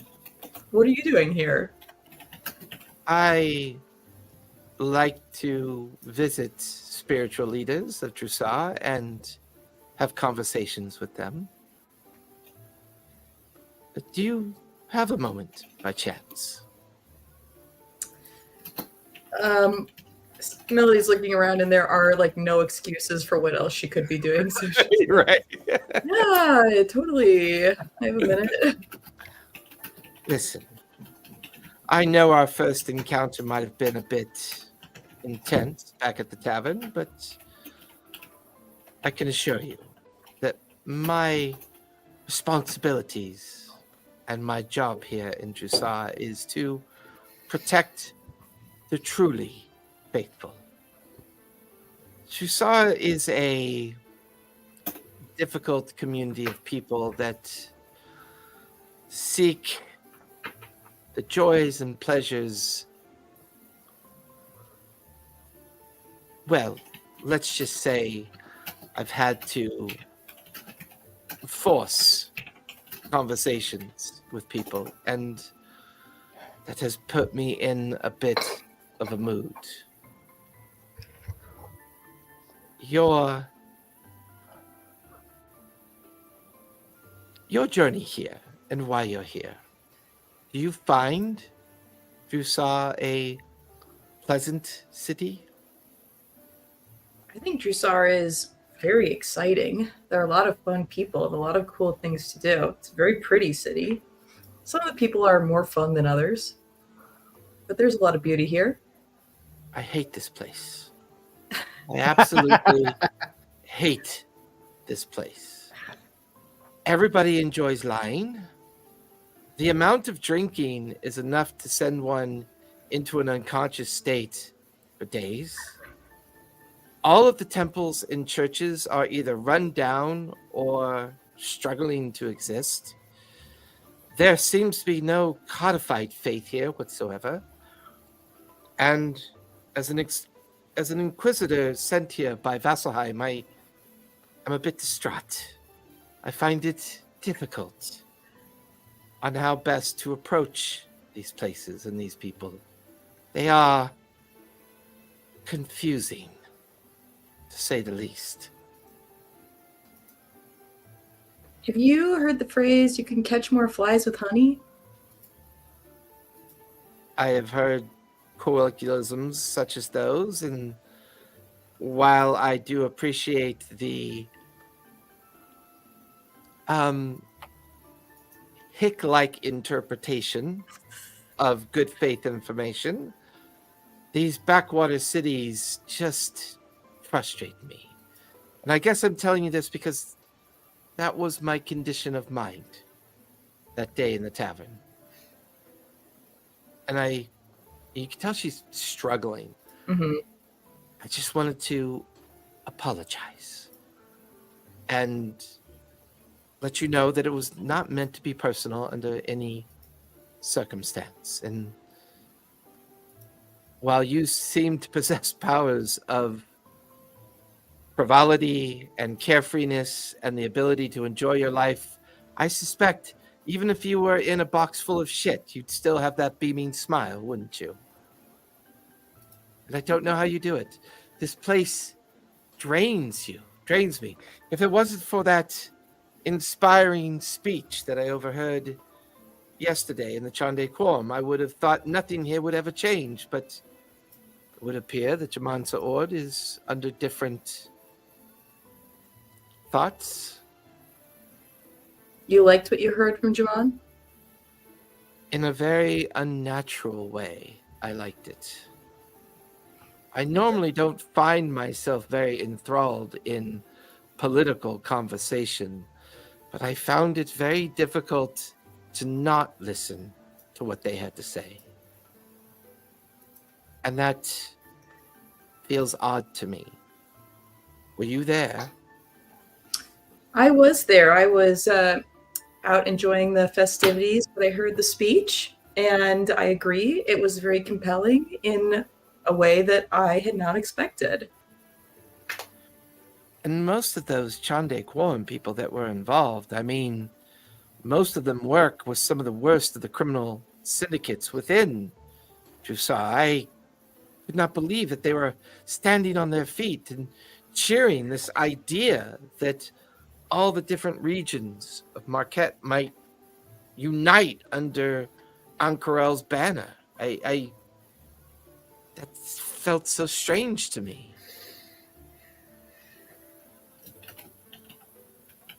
I think that we can work together, Eilith. I think you're really pretty and really smart and just kind of abrasive. It's like I was a complete asshole to you back at the tavern in the Airy Spire, and I don't have natural charisma that you seem to possess, and yet you're still being nice to me. How is it a Fae thing? Is it because you're Fae? I feel like you're being honest with me, and I really appreciate that. And I think you're just you're not having fun right now, where you are. Is that the important part of all this? Is that the message, that the only way to tolerate this place of Jrusar is to make sure you're always having fun? I think it's really hard to get your job done if you're miserable. I just kind of wonder, like, you said all this stuff that you hate. Like, what do you like? Oh, that's a valid point. This is going to sound... Have you tried the Diamond Horizon yet? I have, right? The bathhouse. Yes. Oh my God. Yes, I did. Have you been there? I was there like 2 weeks ago. You're right. I love that place. Oh, it was amazing. incredible. Like, expensive, right? But like, so amazing. Very much worth it. Yes, this conversation's been helpful. You're right. I think I need to lighten up, loosen up. In fact, I was wondering, could you join me for an evening's meal tonight so that I can get a better understanding of your way of dealing with the city, learn from you what I seem to be incapable of learning by myself?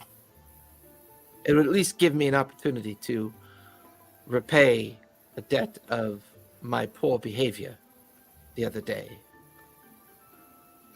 I'd love to spend some time together, but no tricks, right?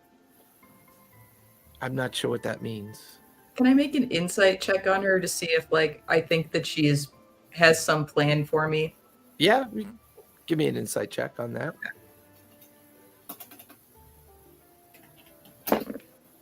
Well, it's an 11. 11? She is not being purposely deceptive. As naive as you are to the city in your way of dealing with the city, she's equally as naive coming from an academic and religious background. You get the feeling this is somebody who has only ever known Vasselheim. Okay. And her beliefs and existence were rooted in the kind of clandestine nature of Vasselheim. And she's here in service of Vasselheim, and she's overwhelmed, is the vibe that you get. You get the feeling that her cultural vibe is what tried yesterday and it didn't really work.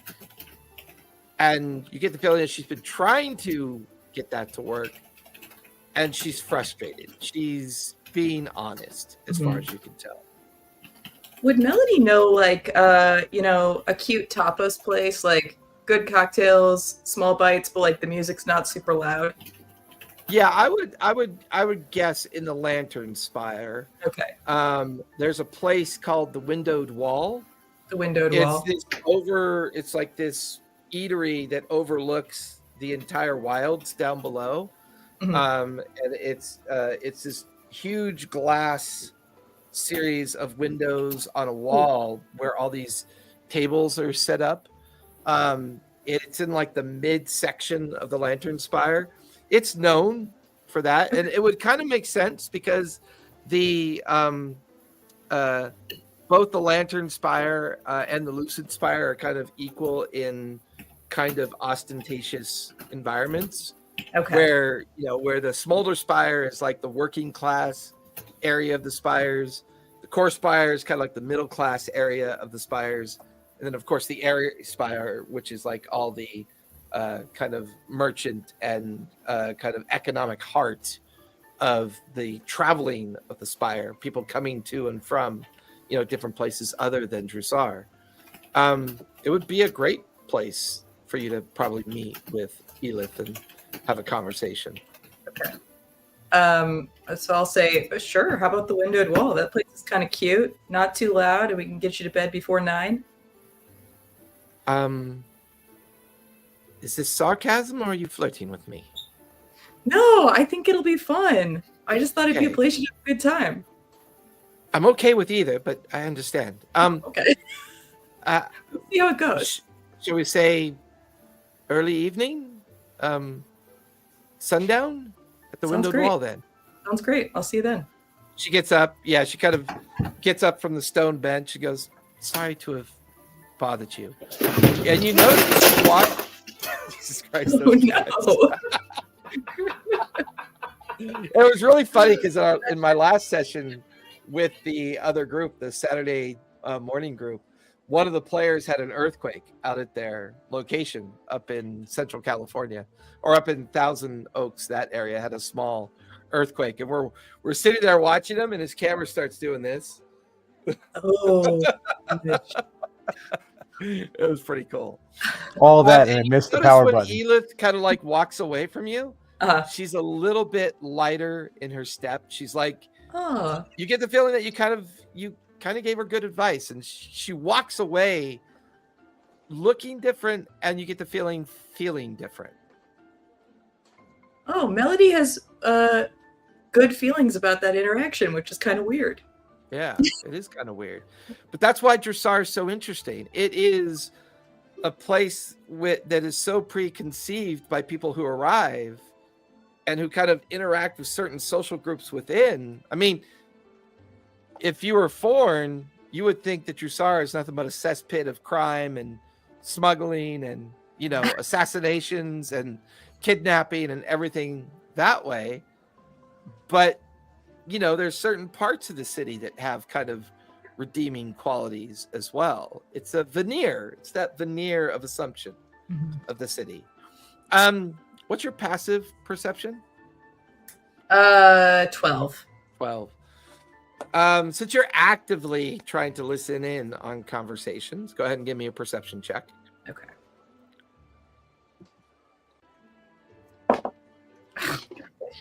That's a 6. Yeah, I'm You're not an both- information gatherer. yeah. I mean, you're both distracted by Elith's conversation and the idea of a fun evening at the Windowed Wall. That you're just kind of wandering the gardens, hoping to pick up on conversations, and nothing really burbles to the surface. The only thing that you hear from time to time is gossip about what happened at the council chamber of the Chandei Quorum. And it would seem that the gossip of Jrusar Ord's oration speech that they gave is on the minds of the casual person walking the streets. Is I guess, am I hearing enough to hear like what the vibe is? Like, are people excited? It's mixed. Okay. Some are excited, some are nervous, some are kind of worried, some are scared, some are, it's that typical gossipy whisper where people pretend that they know everything. And of course, they know things from people who also pretended to know everything. So it's that gravy train of information that's just kind of probably mostly creating bullshit more than truth. Okay. Is what it feels like. Okay. Karina, you come across a stall that has exactly the offering that you're looking for. The small gnome kind of looks up at you. I can sell you a sending stone, but this one's a little different than others. It doesn't have a matched. It has a matched pair. The sending stone I have can be used twice per day, and there's two of them. As long as you're in possession of the one and the other person's in possession of one, twice a day you can limited 25 words speak to each other. But I just got something else in that might interest you. This is really cool, and I think you're going to like this. He pulls out two books, and he opens both books, and you watch as he takes a quill, and as he's writing in the one book, the writing is appearing in the other book. Whoa. She tries not to look impressed. The reason why I think you might want this is there's no communication limit. The communication limit is based on the number of pages that you fill up in the book. And then once a day, they refresh and they're empty again. So while the sending stones allow you to use them twice per day, 25 words, right? The limit of the spell. These books work once per day, but each book has 20 pages in it. Oh, wow. And how much is both of those things? Well, they come as a set. So the two books, the two quills comes as a magical set. They are called the Journals of Communication. I could sell those to you for 2,000 gold. Or I can sell you the sending stones for 1,000 gold. Interesting. What else do you have? That's all I have as far as what you're looking for communication wise. I will get the journals. Do you have anything that would be a good way for somebody to protect themselves or to get away if they're not particularly skilled at fighting? Oh yeah, I got a great item for that. He opens up a small wooden box and pulls out a necklace, and he spins it, and you watch as he goes invisible, and then he reappears. It only lasts a minute, but here's the cool thing. You can cast spells, and you can interact with people and remain invisible. It's a charm. It's a necklace charm of greater invisibility. I could sell this one. Well, I tell you what, since you're doing the journals and you're doing the charm, I would normally sell this charm for 1,000 gold, but because you're doing the journals, I can combine the two for you for 2,500 gold. So you get the journals and the invisibility charm. That sounds good. Do you have any other just kind of simple spells that you can sell, or something that would be very helpful? I do trinkets and charms and items of jewelry that you carry on your person. Is there an effect or something that you're looking for it to do, or is there anything specific you might be looking for? I guess anything that has to do with, going unnoticed, or just kind of being a little stealthier, or anything that has to do with an attack. Try this. It's only good once per day, but maybe you'll like it. He goes over and pulls out a very simple cotton a hat that looks like a skull cap. That it's just like a little peasant's cap that you put on. He kind of gets a chair, puts it up alongside you, climbs up in the chair, and so he's as tall as you, and puts the cap on your head. All right, now think about what you'd like to look like. this is weird. I think about looking like this is a mindfuck. Okay, wait. I guess like Marina. Kind of turn into a plain looking maid with long red and dark colored hair with the freckled cheeks and the complexion that you remember her to look like.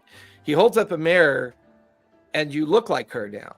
But as he's holding the mirror, he puts his hand like through where your hair and face would be. He watches his hand goes through the illusion of the disguised self effect of the hat. So this is a hat of disguised self. It lasts up to an hour. It's illusionary in nature. So it's a great way to kind of pull off the idea of looking like someone else. But if you get too close, too personal, there is a chance they might be able to see through the magical effect. Interesting. Do you have anything that is just good for good old-fashioned stealth checks? I think the only thing I have is a ring of advantage with stealth. Is the only thing that I might have that would help you with that. Do you sell guns by any chance? No, I don't get involved with that. Guns in Jrusar are illegal to traffic in. Oh, she hides her gun. Oh, you can possess and own them. Merchants are just, unfortunately, aren't allowed to sell them. Understood. Do you have anything for scrying? No, sorry, I haven't gotten anything in for that at all. Not for a while. That's pretty powerful magics. Makes sense. Well, these are all great. I'll definitely get the journals, and the invisibility. How much is the cap? The cap is only 250 gold. It's a simple enchantment, nothing too fancy. I'll get them all, and she's gonna give him a 10% tip and her Dropbox in case he gets anything particularly cool, so he can let her know about that. Oh, wow, this is amazing. You didn't have to do that. He kind of takes the cap, the journals, and the charm and kind of wraps them in a cloth bundle and ties it off and kind of hands it to you. Pleasure doing business with you. I'm usually here every third day of the week if you need to find me. My name is Jemmy. It was a pleasure to meet you, Jemmy. And again, if you happen to get anything that you feel like might be of interest to me, I would love to know about it first. Please give me a notice in the Dropbox information. Yeah, the trader's box. You got it. I know where that's at. And just to make sure I have all the information correctly, how much did I just spend? You just spent $27.50 plus 10%. So we'll call it an even 3,000. Do you have 3,000 gold? I have 5,000. And we're still paying for the shop? I have 21 gold. Well, Yeah, I things, have 21 they have that gold. magic ability to just, yeah.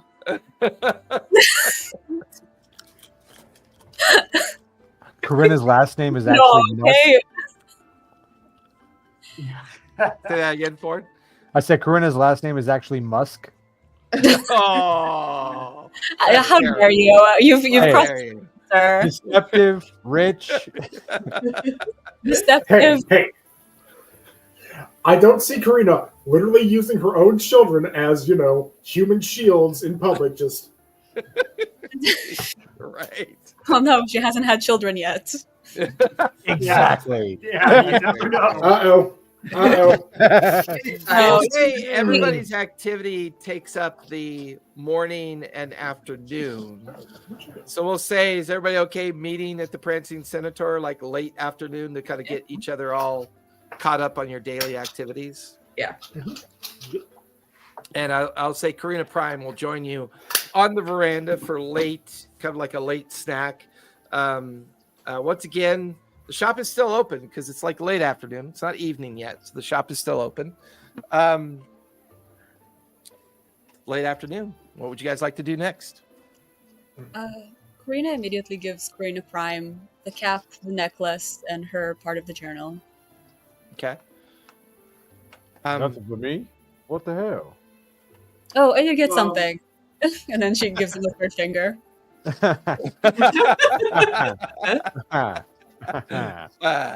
That Karina. Right. Well,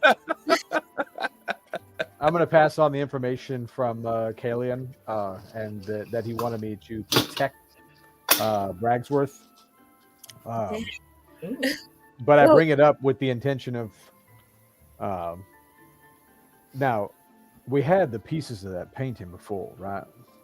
She pulls them out of the pockets. Yes. Right. If he's coming to Jrusar, I don't trust Kalian. I don't at all. I don't know what he plans to do, what he aims to do with Bragsworth, but again, Kalian is a powerful man, and he seems to want nothing more than more power. So perhaps he aims to bring Bragsworth into his fold, so to speak. In the meantime, though, if we can perhaps intercept Bragsworth, and maybe he can give us more information on that painting and how he was able to trap, how was he able to recreate the Fae? At least in some small part. If you do the job that Callian's asking you to do, at least at the start, we could talk to him about what he knows. What did he say about? Like you say that, and he kind of perks up a little bit, and he's like, right. He did say Bragsworth was flamboyant and liked to party. Hardly the kind of company that I could support. He sounds like fun. Exactly. And Wow, I have a date tonight, but when he comes in, I can show him the town. Eritrea kind of blushes when he hears that she has a date. but what does Karina Prime do then? But what does Karina Prime do then? I would say you kind of, as Melody's talking, Double date? Karina Prime, kind of notices the angst or the tension, and kind of enjoys the idea that Melody will be busy. Karina! She's writing it in her notebook right now. Yeah, she's in the journal. Oh my god, he is so hot. The best part is he doesn't even know that he's hot. He has no clue that he's hot. Being Eritrea was okay. Listen, this is not why I got this for you. It's like two high school girls in high school writing in their peachy notebooks. They're making those little paper word. Yeah, the paper little the fortune tellers. Fortune tellers, yeah, the fortune tellers. Oh yeah, there may or may not be. We really 30 are or going 40 of back those. in time with That's that how one. Melody would Hey. use that journal. Just rip out Oh the pages. Those are all over my house right now. My daughters just keep making Girls them. are right at that Yeah. age. Yeah. I know. So they're everywhere. But yeah. What does Professor look like right now? I'm sorry. I What does heard Professor look like right? Yeah. What do you look like right now? I mean, we all heard what happened, right? But you haven't told us anything. So it's just kind of like we're talking about this. Are you looking funky from your weird experience today, or? He looks visibly kind of shaken. He's, great. He has no direct confirmation that Rimnus is the god that recruited him, blessed him, whatever. So he's kind of like, well, but he's kind of trying to find an opportunity to talk to Foreign or Karina specifically about the Raven Queen, just to doesn't want to butt in. It's like trying to find an opening in a conversation. But like, I clearly want to talk to you, but I don't want. But I'm uncomfortable trying to start a conversation, ask for a favor. That kind of vibe. You can always talk to me about the Church of Darkness. We're looking to recruit. Professor, Yeah, you that's right. normally You tell him, Karina. Big old evil bird is like up in the rafters. Professor, you're normally so talkative, and you look. I don't want to say like you've seen a ghost, but Well, you do look different. I had quite the experience at the Wild Mother Temple earlier. I spoke to Wow, mother! I thought Hubatt. you said he went to the library. I did, but I can. You time still flows even for professors. I know it doesn't seem like that. Yes, it takes forever to grade your papers. I assure you, it does work the same for us. No, But, I mean, I guess, Professor being in the library, I expected you to just be lost at the library. I Didn't was there. expect you to go to a temple. I was there overnight, if it makes you feel any better. But yes, I was doing some research, and I was directed to speak to an acolyte of the Wild Mother. Eritrea. We spoke to him, the Minotaur gentleman at the new Wild Mother Temple. Yes. I was politely requested not to come back. That was apparently quite a harrowing experience, and I'm not sure how to take that. Well, As you normally know, what I do is go to a bar and grab a couple of beverages until I get kicked out of there too. I'm not quite in funds right now, and I like the local prices for high grade like Scotch whiskeys and and distilled spirits of quality and repute are exorbitant. And again, I'm not in funds right now. Oh, you'll feel better faster with the cheap stuff. I promise you that. Right. Of course. But anyway, it was apparently an incredibly unpleasant experience for him. I had a full conversation with some being that claimed to be Rimnus, but what it asked of me sounded nothing like the god I researched, so I don't know what to make of that. I was politely requested not to come back, but I was gifted this scroll of communion. I have my questions prepared and a new focus, but I was hoping you and/or Karina might watch over me for this. I know at least on some level your goddess and Rimnus are at least fundamentally allied, but I don't know. I'm a bit lost right now. Of course, I'm here to help you through any sort of spiritual guidance. And I think it'll be very beneficial to you to see that what you research in books isn't actual reality all the time. Or alternatively, I'm not understanding the material world.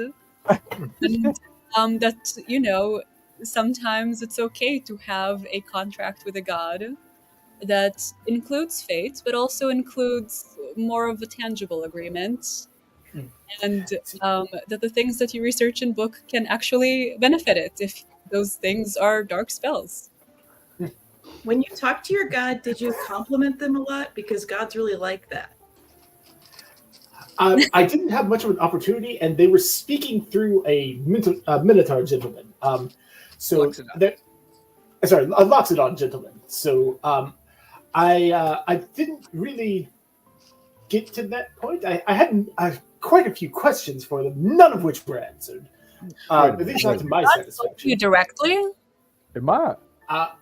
Possibly. Again, I'm not entirely sure because the entity that was speaking to me did not sound like the god I had been researching. Rimnus is supposed to be a excuse me, a neutral good, maybe even a chaotic good primal deity. This one sounded very law-bound, which I would not necessarily mind. I'm rather a law-abiding gentleman myself, but again, I've never had a one-on-one communication with them. I did not choose this path for myself after years of study. This was fundamentally, I won't say forced, but this was a path open to me out of desperation, not years of study. And the being demanded I place all of my faith in them and give up my mortal pursuits, which I believe his exact words were that I had no concept of loyalty or devotion, which I take great offense at. That seemed rather peculiar for this deity himself, especially one that would presumably have seen my life. I may not be a bird of particular faith, but I would think that of my actions to this point have manifested as things that he would at least broadly approve of. But no, I have my list of questions I would like to ask them, but I don't know how this will go. I also don't know that I trust. And he kind of fingers his little pendant. I don't know if this is the active talisman I thought it was. I might be trying something else, something that I know has a direct connection because it manifests in a supernatural way after I had begged for their assistance. So we might try that. Would you mind keeping an eye on me as I attempt this? Yeah, Of course, I'm here for you. And Karina butts in, and me too. And if it doesn't go well, you can always join us. That's the devil and the angel on the two Could I don't know if it'll do any. Well, you stand by me. You have automatic guidance if for some reason you need that through this. If it gets so intense, you need some checks to roll. Am I the only one here that doesn't regularly have voices in my head talking to me about stuff?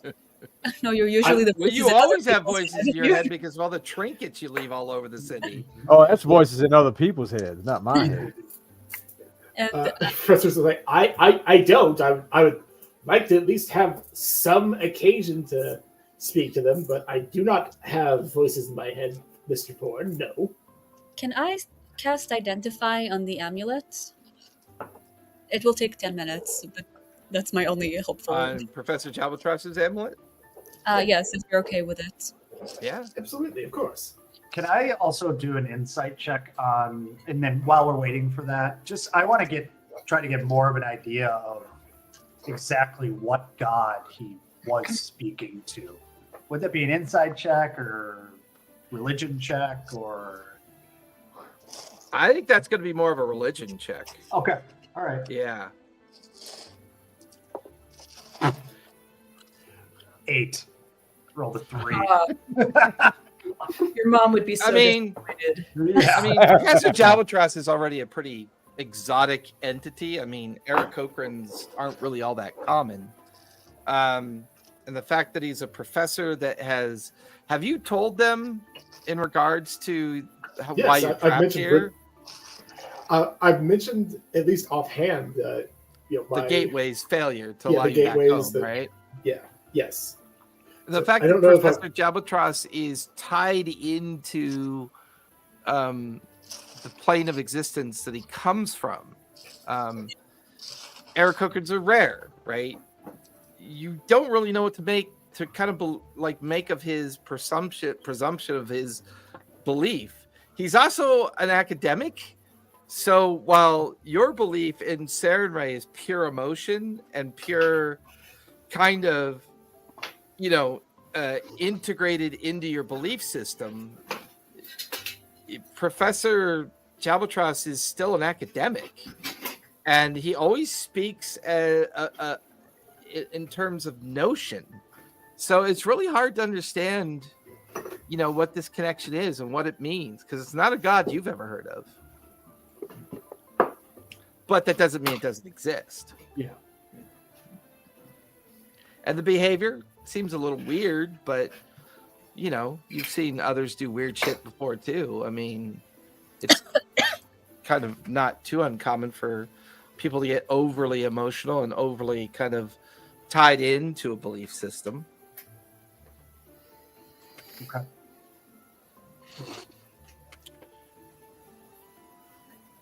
Karina, as you finish casting Identify on the token, there is a very kind of confused bit of magic emanating from the token. It doesn't tell you what it is. It's got a magic imbued with it, but the magic will not identify itself to you. It's almost like resisting your ability to identify it.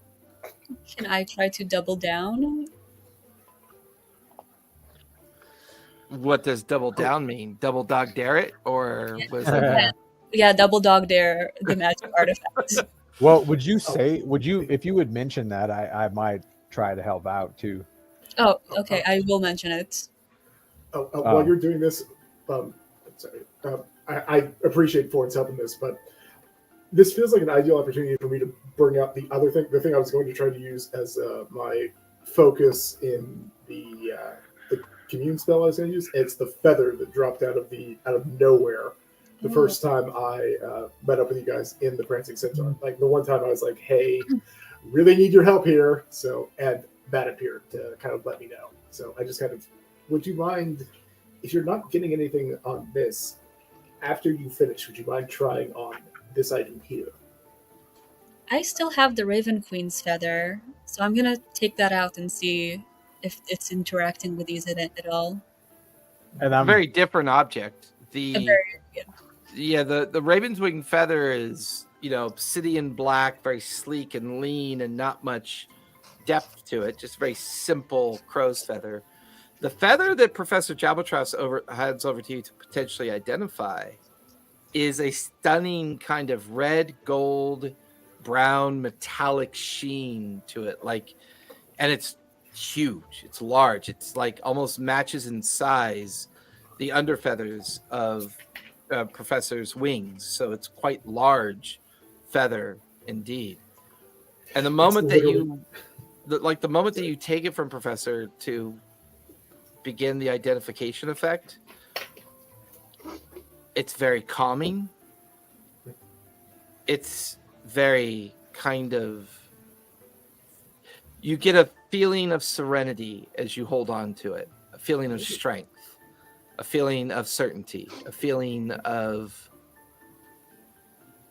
this feels totally different than the pendant felt. Oh. Does it feel different in a way that indicates that these belong to different entities? Yeah. Your identify spell tells you that the feather is a feather of a miracle, that it appeared and is probably the token that Professor Jabatros should be focusing on. Mm-hmm. The other token feels a bit more of a void, an unknown. Good to know. Yes. I am gonna... I don't know if let's see. I do have Identify. I also have Detect Magic. I am gonna try and Detect Magic, the amulet, just to see if it was enchanted by anything mortal. That's what I was gonna do to help you out. So, Sorry. if you want to save me, If we do it together, maybe we'll get a better chance of getting more information out of it. yeah. So you guys, are these ritual or instant effects? Mine's instant. Oh, Okay. ritual. So you should. We've spent so much. Yeah. Yeah, the sun is getting low in the sky, big guy.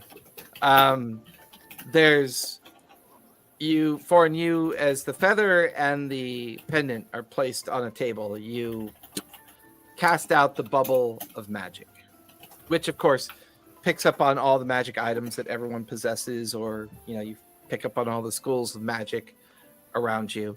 The pendant is a void. It does not distinguish itself the school of magic, but it's definitely magical.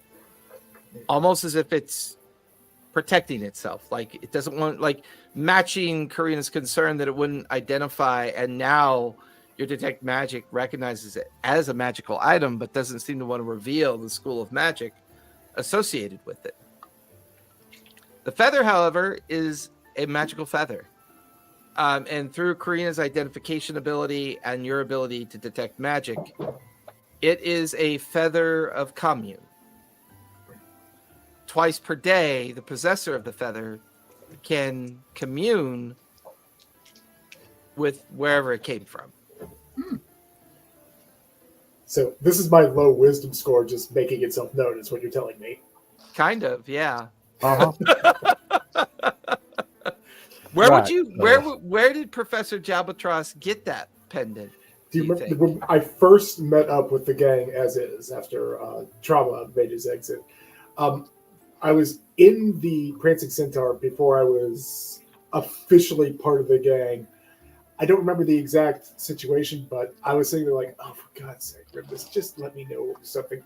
And the feather appeared and like kind of drifted down over towards where I should kind of make my put my attention. And I was like, okay, cool.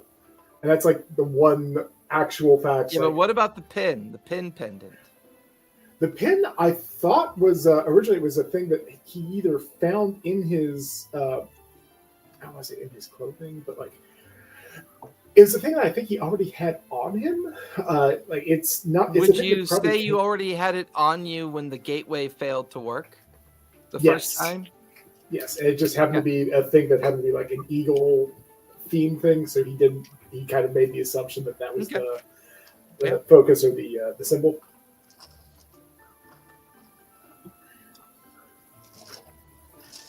So I expressed that the feather, if you're going to commune, I don't think you'll need that feather. I can feel all kinds of magic coming off of that feather. I mean, you won't need the scroll. I feel all kinds of magic coming off of the feather. This thing, on the other hand, it's magical, but how would you say you describe that, Karina? It's like it's hiding. It's strange. My identify hasn't really failed me up until now, which tells me that this is very, very powerful. And it feels like a void, which is unusual. Right, like it's magical, but it don't want to tell me anything. How long have you had this? I think I came through the portal to get here with it. I'd always kind of assumed, with this being a god of eagles, the pictures in my mind, that this was what he had chosen as my holy symbol, my focus. It had been on me the entire time. I made the assumption. I don't know. It may just be a thing that I came through here with, but that was what I had assumed.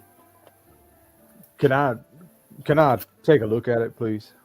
Of course. I'll pick it up and take a look because I'm trying to think. He's describing it as eagle and everything else like that. I'm trying, like, with my knowledge of nature and animals and things, does it look like any kind of eagle I know, and just kind of overall examining the whole pendant or pin thing itself?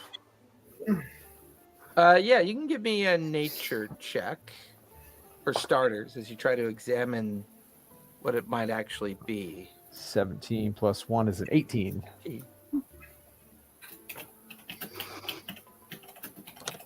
Give me an investigation check with advantage as well.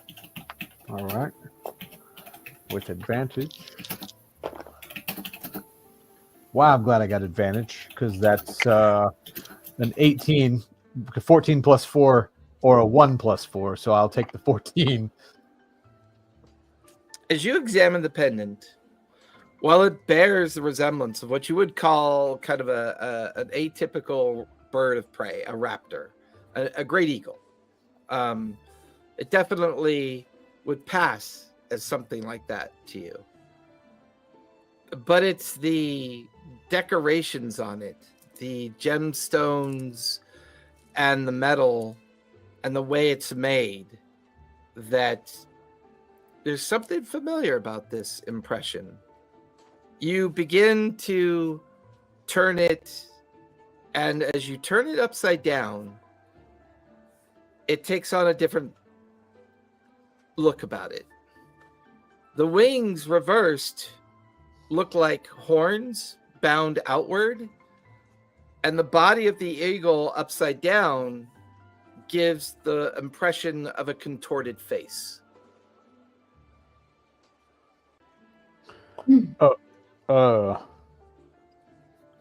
And like to check it, you like turn it right back up, and it looks like an eagle again. But it's like a thing of the mind visually. It just seems to be almost like a puzzle box.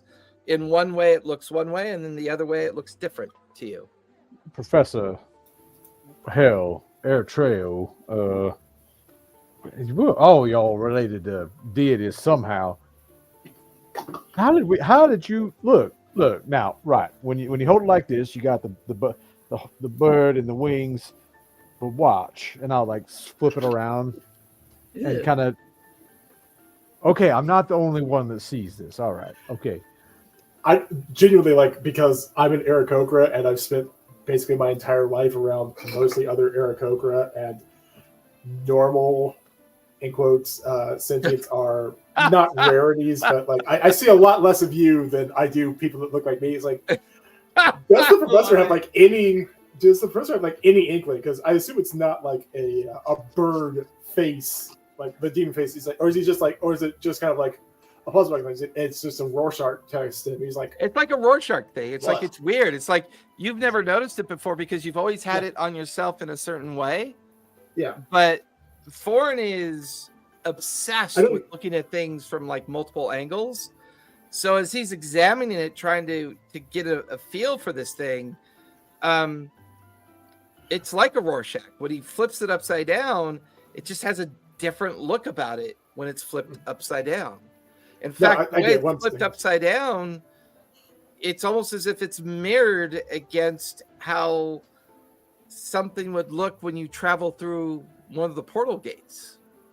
Because often there's discussions amongst academics that to traverse gates or portal gates is to travel through many different planes of existence from a beginning point to that end point. There's not like a secret super highway that's dedicated to that gateway.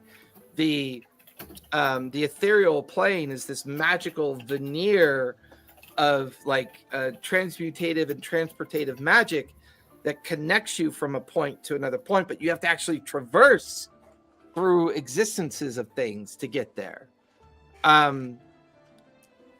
That maybe that has something to do with this. Now, you said that maybe you had it on you before, but you got it on after? No, I think I stepped through when I first came to Jrusar. I imagined this was just something in my clothing. Again, Grimness made himself known to me through visions. That he is not, or incidental bits and pieces. He's never actually spoken to me directly. The feather that you mentioned is the one thing that I had seen that I could tie into him directly. I had always assumed having a eagle pendant that I had been wearing as a tie tack on my most recent excavation. I had assumed that, I don't know if I purchased it or it was given to me at some point. I have no memory of it. It's, look at it yourself. It's not exactly a precious metal, well wrought, but I don't know. As far as I know, I came here with it. I made the assumption that an eagle god would have assumed a prominent place on, my center of mass and an eagle pendant, and I never thought anything of it. Why wouldn't he? That seemed the most obvious thing in the world to me at the time. So it won't bother you if I do this, and I like pull out my pistol and set it up against the pendant. Ugh. I mean, out of character, like after I communed with the feather, if this goes the way I thought, like I was going to like just smash it with my maul. So it's like, well, that's a bit drastic, but I mean, if this is the a holy symbol, I can't exactly countenance it, but also I can't imagine a lawful good deity would ever countenance, some of the things that I've heard. This seems drastic, but do as you will. Can I do a quick Arcana check to see if any of the evil gods feel connected to that face or to the concept of deception in that It would way? definitely be more of a religion check as Dang far it. as the connection would be. Yeah, Are you sure it's I want to run a religion check on this thing to see if I notice anything. with Okay. that. It's apologies. Can I try That's history? 23. Yep. Okay. Now that I know about it, I might run one as well. I actually have decent religion insight, just really poor wisdom. Yeah. I ran history and I got 22. Okay. I got 9, so it's like, oh no, obviously. No wonder you have That's this what I think problem. it is. No wonder you have this problem. Yeah. Very intelligent, not very wise. Karina and Eritrea, while the others are kind of talking with the professor, and you watch as Karina Prime comes in with a tray of food and snacks and drinks for everybody. The sun hasn't quite set yet. You've been talking back and forth for about an hour so far, trying to understand the idea of this pendant and its connection to Jabaltros. And while the good feelings you got from the feather, the feelings that Karina and Foreign got from the device were more of mysterious, protective nature of the pendant. Obviously, with Foreign's recognition of the almost like Rorschach-like interpretation of it in an inverted condition, since Eritrea is now focusing on it, Eritrea, I need you to make a wisdom save, please. Uh-oh. Uh-oh. Is he within 5 feet of himself so he can give himself I got an 11. 11?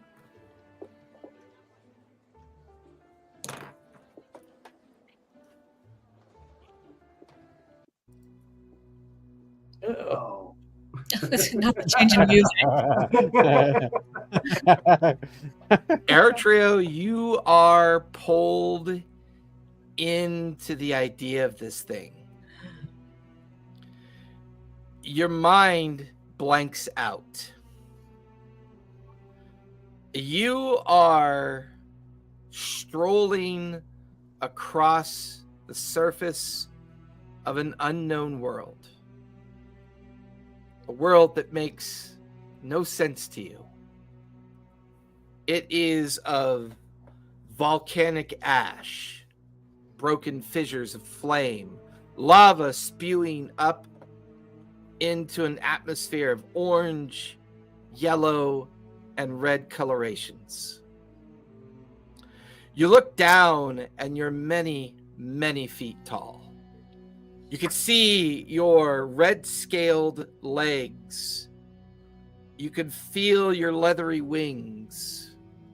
You pass by a shimmer pool of reflective, burning water, and you could see your demonic visage kind of reflect back up towards you. Huge horns that curl and kind of descend down into your shoulders. A huge mane of black fur around your neck. This form that you're seeing things through. You now stand on the edge of a cliff looking down into a blasted promenade of volcanic destruction. Writhing back and forth in front of you in huge waves of insurmountable numbers. Lesser demons and devils battle with each other. They cascade against each other. They crash against each other.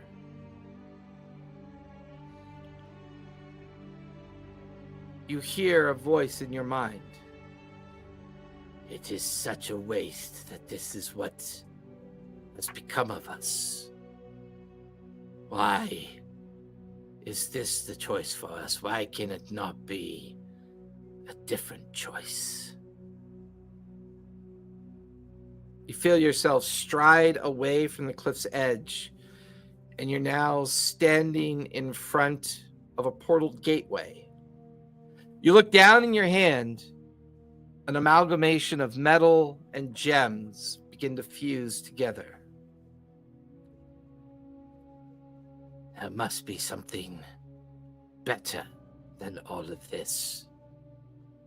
The gods and the demon lords seem to think we are nothing but cannon fodder and food for the ages. There must be something better than this. You can see your reflection in the arcane gateway in front of you, ripples with a bit of energy.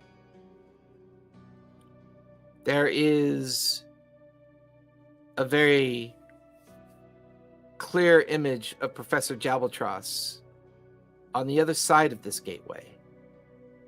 He is amongst maybe students or other academics. You're not really sure, but they seem to be about to interact with the gateway. They seem to be activating the gateway as a means to teleport to the material plane. Your own reflection in the reverse side of the gateway looking back at you, you begin to watch as the amalgamation of metal and gem in your hand forms into the pendant of an eagle. Just as the portal activates and flourishes into life, you thrust your arm and hand into the portal. Pull it back. The hand is empty. You can see your own visage of this creature smiling. There must be something else.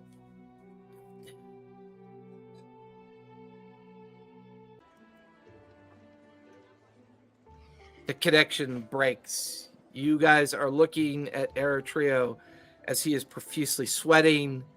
His eyes suddenly roll back into his head, and he collapses unconscious onto the floor. And that's where we're going to finish tonight. Good spot. Oh, it's tough being connected to Saren Ray. So many innate abilities that you haven't yet to learn.